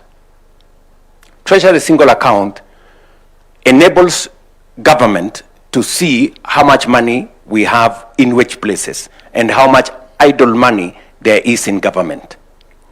We used to go to borrow using the instruments that we have, and most of the time we borrowed money which we had, and sometimes we went to the market to borrow our own money, and it was not very intelligent. I don't want to say it was foolish. So we have eliminated that, and John Buddy is here, and we have made huge savings just by making sure that we have all our money with our visibility. Number three, and by the way, this single treasury account was a conversation that was there for almost 15 years, but there was no courage to implement it because there were people benefiting from these dark places. Number three, we have implemented what we call electronic EGP, electronic government, electronic procurement. We've made the whole procurement of government services transparent. John Buddy was telling me, an item, say for example a pen, procured by government on 17th floor was different price procured by another ministry on 10th floor. That is no longer possible because we have standardized procurement We know how much it costs, and every government entity pays the same for the same service or for the same commodities or other procurement products. Again, we are possibly saving up to 10% of all our procurement just by making e-procurement possible. I can tell you, we've gone through hell trying to implement this. The amount of requests we've been asked to excuse, or our issues are very urgent, or these issues are very sensitive, or these issues. But I want to thank John Buddy, he has said no. And we are forcing everybody to go through the mill. We've also done one thing, which Abdikadir will tell you how difficult it is to do. The issue of the government-owned enterprises law. This man, Abdikadir, came with it, I think 15 years ago, 13 years ago. But it was not possible to implement it. Because what did it say? It set the bar for the people who are appointed into boards of government agencies. It actually said that we need to advertise for those positions. And it was very difficult politically, to do it. Because you go into an election with many friends, partners, people who have supported you, people who have gone to the trenches with you, you win an election, and then they are there. You have to do something about them. And politically, you can't just wish them away, because they will make demands and say, my friend, you wouldn't be there if it was not for us. Legitimately so. But what have you done now? We went to Parliament, and I want to say this about Parliament. I know there are many accusations that Parliament has gone through, that they are a rubber stamp for the executive. I don't know, they are not holding government to account. If there was a difficult bill to pass, and I must give credit to the 13th Parliament, they passed it. It is the government-owned enterprises law. Literally saying that those people passing the bill will not qualify to be appointed into parastatals when they are not sitting in Parliament. You know how, all these politics are very slippery place. You are in today, you can be out tomorrow. So, but I want to credit the 13th Parliament. They passed this law. I signed it into law. And today, many of my friends who I had appointed to boards in Kenyan, in Kenya Airport Authority, in Kenya, I don't know where, Kenya Pipeline, and many other places, they have had to exit. Because now the law says those who participated in the last election cannot be board members. I have lost a few friends, but it comes with what it is. And why are we doing this? We want to, as much as possible, professionalize the running of government agencies and to depoliticize those boards. And again, I must say that has worked in a very significant way. And then finally, we have, and I'm talking to accountability, we have also, number 5, we passed the conflict of interest bill into law. Again, very many members of parliament, members of Senate are very unhappy about this bill. Because it literally says members of their families cannot participate in procurement or supply of goods and services to government. Again, it was to establish a distance between those who wield authority or power, whether they are sitting in parliament or they are sitting in the executive I don't know whether we extended to the judiciary, I don't think we did, cannot participate because they have the propensity to influence those contracts this way or the other. Again, I can confidently tell the country we passed that law. And we are progressively, pushing corruption to the limits, even as we do the other things. You remember it was said here earlier, what about the ethics part? What other, apart from prosecution and all this, are there other things being done to deal with corruption? This is part of it. And we've worked with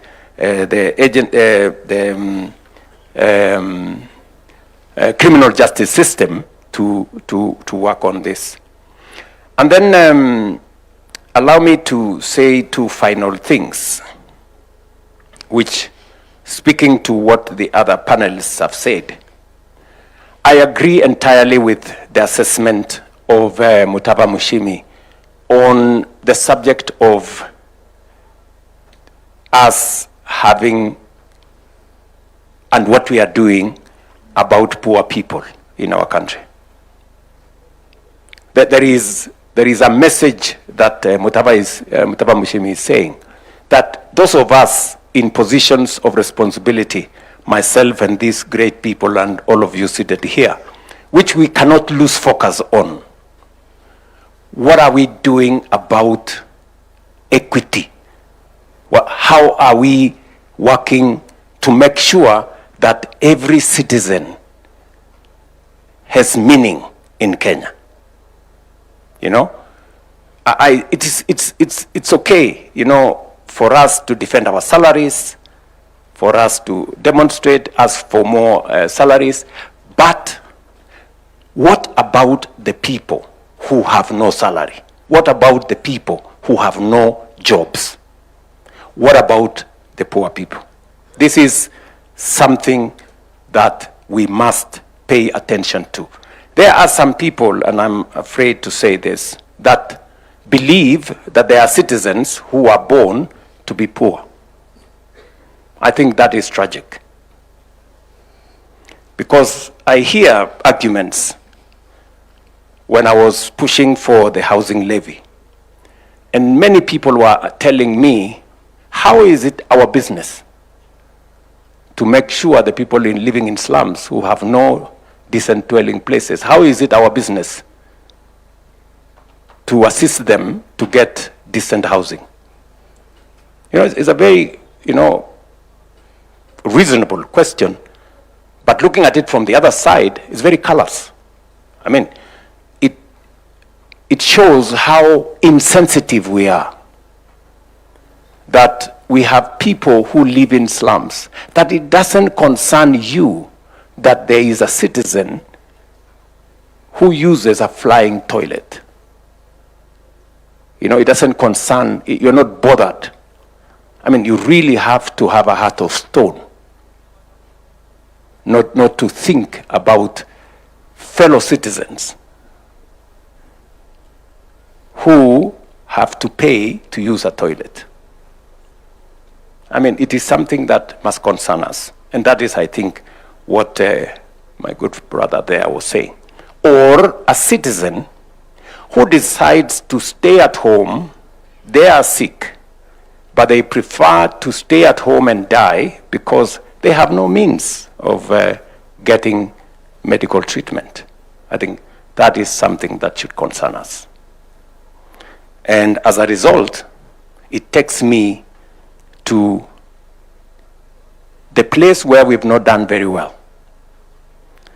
We've done very well with what Abdikadir said, political rights.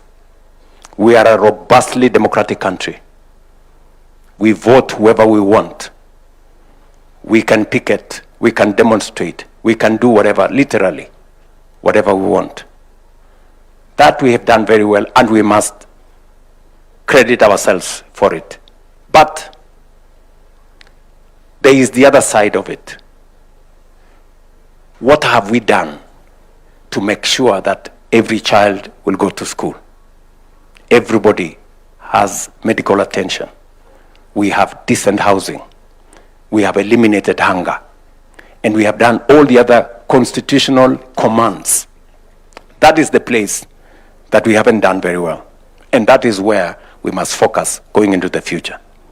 And that is why I am inviting all of us to have a national conversation, on the future of Kenya, a development charter for ourselves, so that we can enjoy our democratic rights, but also make sure that every citizen lives a dignified life. I think these are the two, sides of what we must achieve. And I say this with a lot of humility, that it's upon us, to do whatever it is that we can to make sure that we deliver on these two commitments. Let me say this. Our right to choose, our democratic right to choose, must be exercised in choosing what is best for everybody, or what is best for us. We should be able to make the best choices for Kenya. And again, let me paraphrase what Abdikadir said. If you choose a thief and expect that they will not steal from you, you are not being intelligent. If you choose somebody who is incompetent and expect them to deliver on anything, then you are not being serious. If you choose a person who has no vision, who has no plan, who has no agenda, and expect them to take your country anywhere, then you are not being serious. I think these are the choices that are on the table for us. And finally, I have spoken for too long.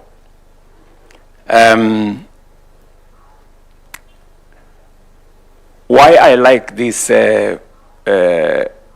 meeting, and it is good that we are talking about our constitution in a forum like this, that intellectuals are present, is that Mutava Mushimi can say some of the things politicians cannot say. And Abdikadir can say some of the things politicians cannot say. And my good bishop can also say some of the things that are difficult for politicians to say. But they must be said. So this is a good forum for us to engage without defending ourselves that much. And finally, I think we need to do more. We have gaps in matters to do with our gender equity. I think we can do something about the 2/3 gender rule. And I think I can do something about making the, not just the 2/3 gender rule, but also the constitutionality of our cabinet. I think that is a space that even me, I have some homework to do on matters to do with gender and all that. If I was given an opportunity, I would try to mitigate my situation by saying, at least I have the first ever Attorney General who is a woman, whom I have appointed. And I can also try and mitigate my case by saying, by appointment, maybe the cabinet does not meet the 2/3 gender rule, but by operation, it does. Because I not only have the AG, but also the Secretary to Cabinet sitting in my cabinet. But anyway, that's a conversation for another day. So I want to say to all of us, this is a very good conversation, Madam Chief Justice, I think. And Abdullahi, my good friend from the Council of Governors and the Houses of Parliament, I want to say to all of us, thank you very much. I think this is time we have spent very well. And thank you, Eric, for provoking us. Asante sana. Ladies and gentlemen, let's give a standing ovation to our panel, please. And a round of applause as I welcome Michael Gitonga to come and take over to the next space. I'd like us to do something. Every 27th of August going forward, always remember it's a day of victory for we, the people. And I'd like us to say this together.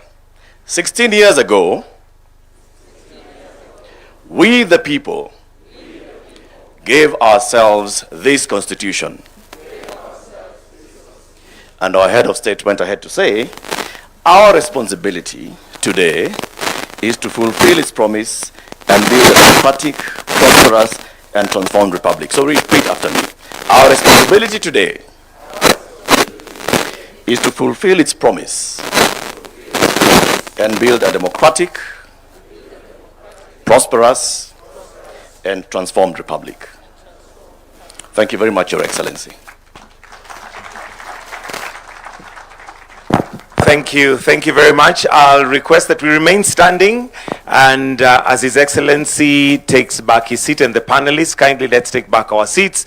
And I'll request just one thing as we do that, because we'd like to clear the stage. We have one more thing we'd like to do, the conferment of Katiba Awards, which is going to be a very short part of it. I want us to just keep standing and let's play a song to Shangilie Kenya as we empty the stage for the next session. Please, let's give us a song. We've been sitting for 6 good hours.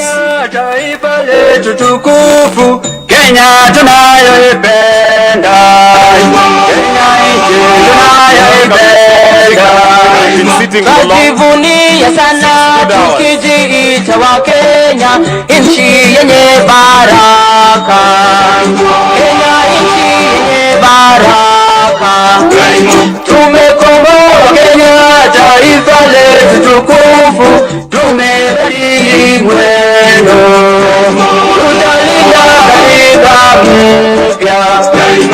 Anayependa Kenya ni yule mwenye kutenda haki kwa watu wote, mtu mwenye kutenda haki.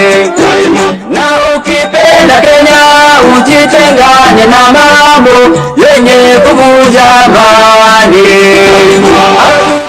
Hatutaki Kenya wenye nchi kipenzi chetu.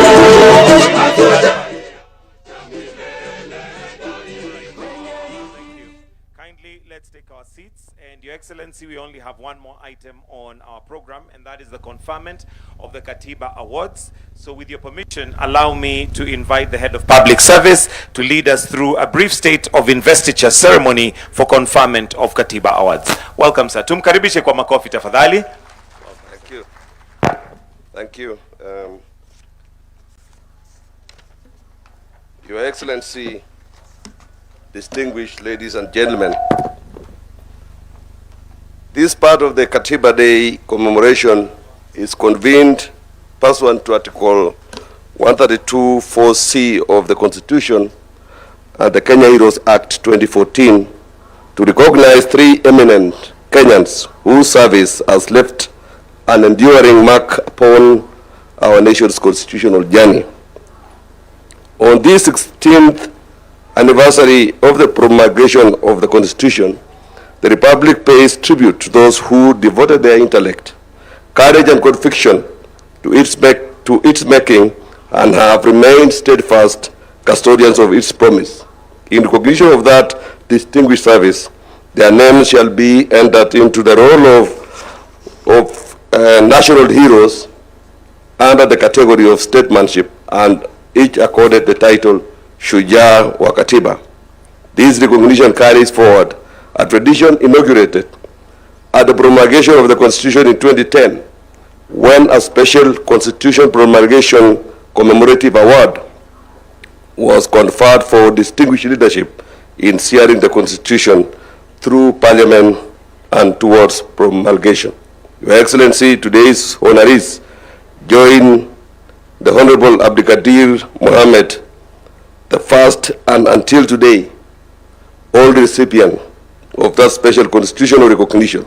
Together, their service is firmly inscribed in the constitutional history of our Republic, and a grateful nation now accords them their rightful place among its heroes. May it please Your Excellency to take your position in the arena for 1 minute, Your Excellency. And in the name and on behalf of the people of Kenya, formally recognize the following Masuja wa Katiba. The first is Professor Yash Pal Gai. With uncommon wisdom and unwavering dedication, Professor Yashpal Gai led Kenyan's constitutional dawn. As chair of the Constitution of Kenya Review Commission, he forged a people-driven charter that enshrined in the powerful Bill of Rights, Devolution, and Rule of Law. Through the Katiba Institute, which he founded with Dr. Jill Cottrell Gai, he has tirelessly defended these democratic pillars, often without fee. A scholar of global renown, his counsel has shaped constitution across more than 20 nations. The award will be received on his behalf by the President of the Law Society of Kenya.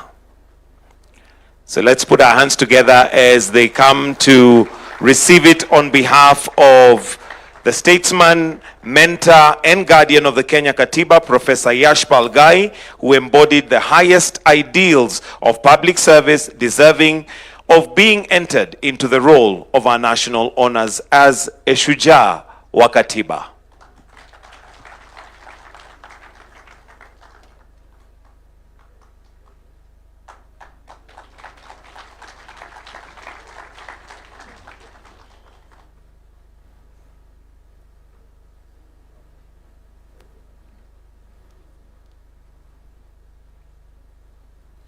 Thank you. Thank you. The second person to receive this award is the Honorable Dr. Willie Mutunga, Senior Counsel. With fearless principle and lifelong commitment to justice, Dr. Willie Mutunga stood at the vanguard of Kenya's democratic transformation.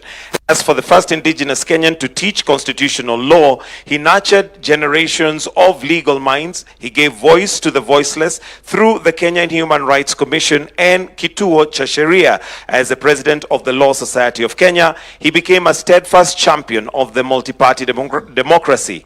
As the inaugural Chief Justice under the new constitution, he reformed the judiciary with integrity by professionalizing its ranks, combating corruption, and issuing the Mutunga rules that anchored the constitution. A round of applause for Honorable Dr. Willie Mutunga.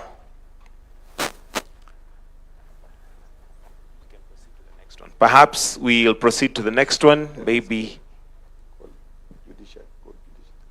a member of the judiciary, perhaps to receive it on his behalf. Honorable Chief Justice Martha Koome to receive it on his behalf. A round of applause, please.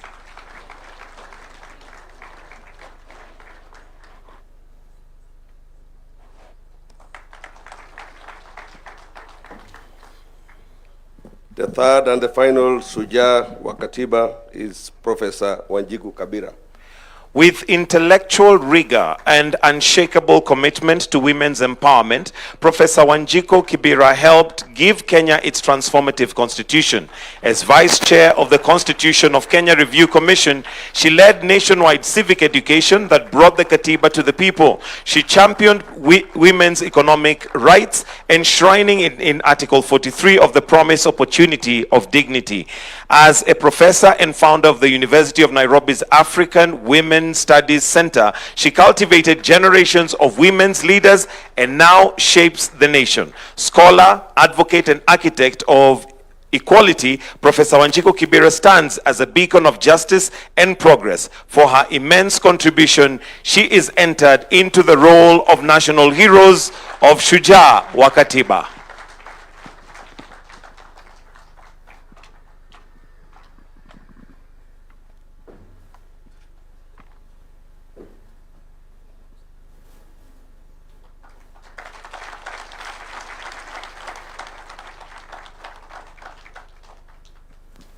Your Excellency, sir, you may now resume your seat. Thank you.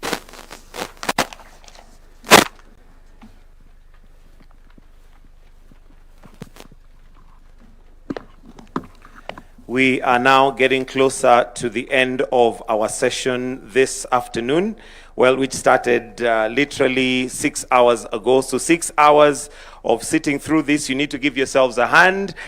also as mashujaa wa Katiba for that protection of the Katiba. Your Excellency, sir, it is now time for us to retreat of the instruments of state. So I'll request that we be upstanding as we retreat the instruments of state. I invite the band to give us the song as we now withdraw the instruments of power that are here before us.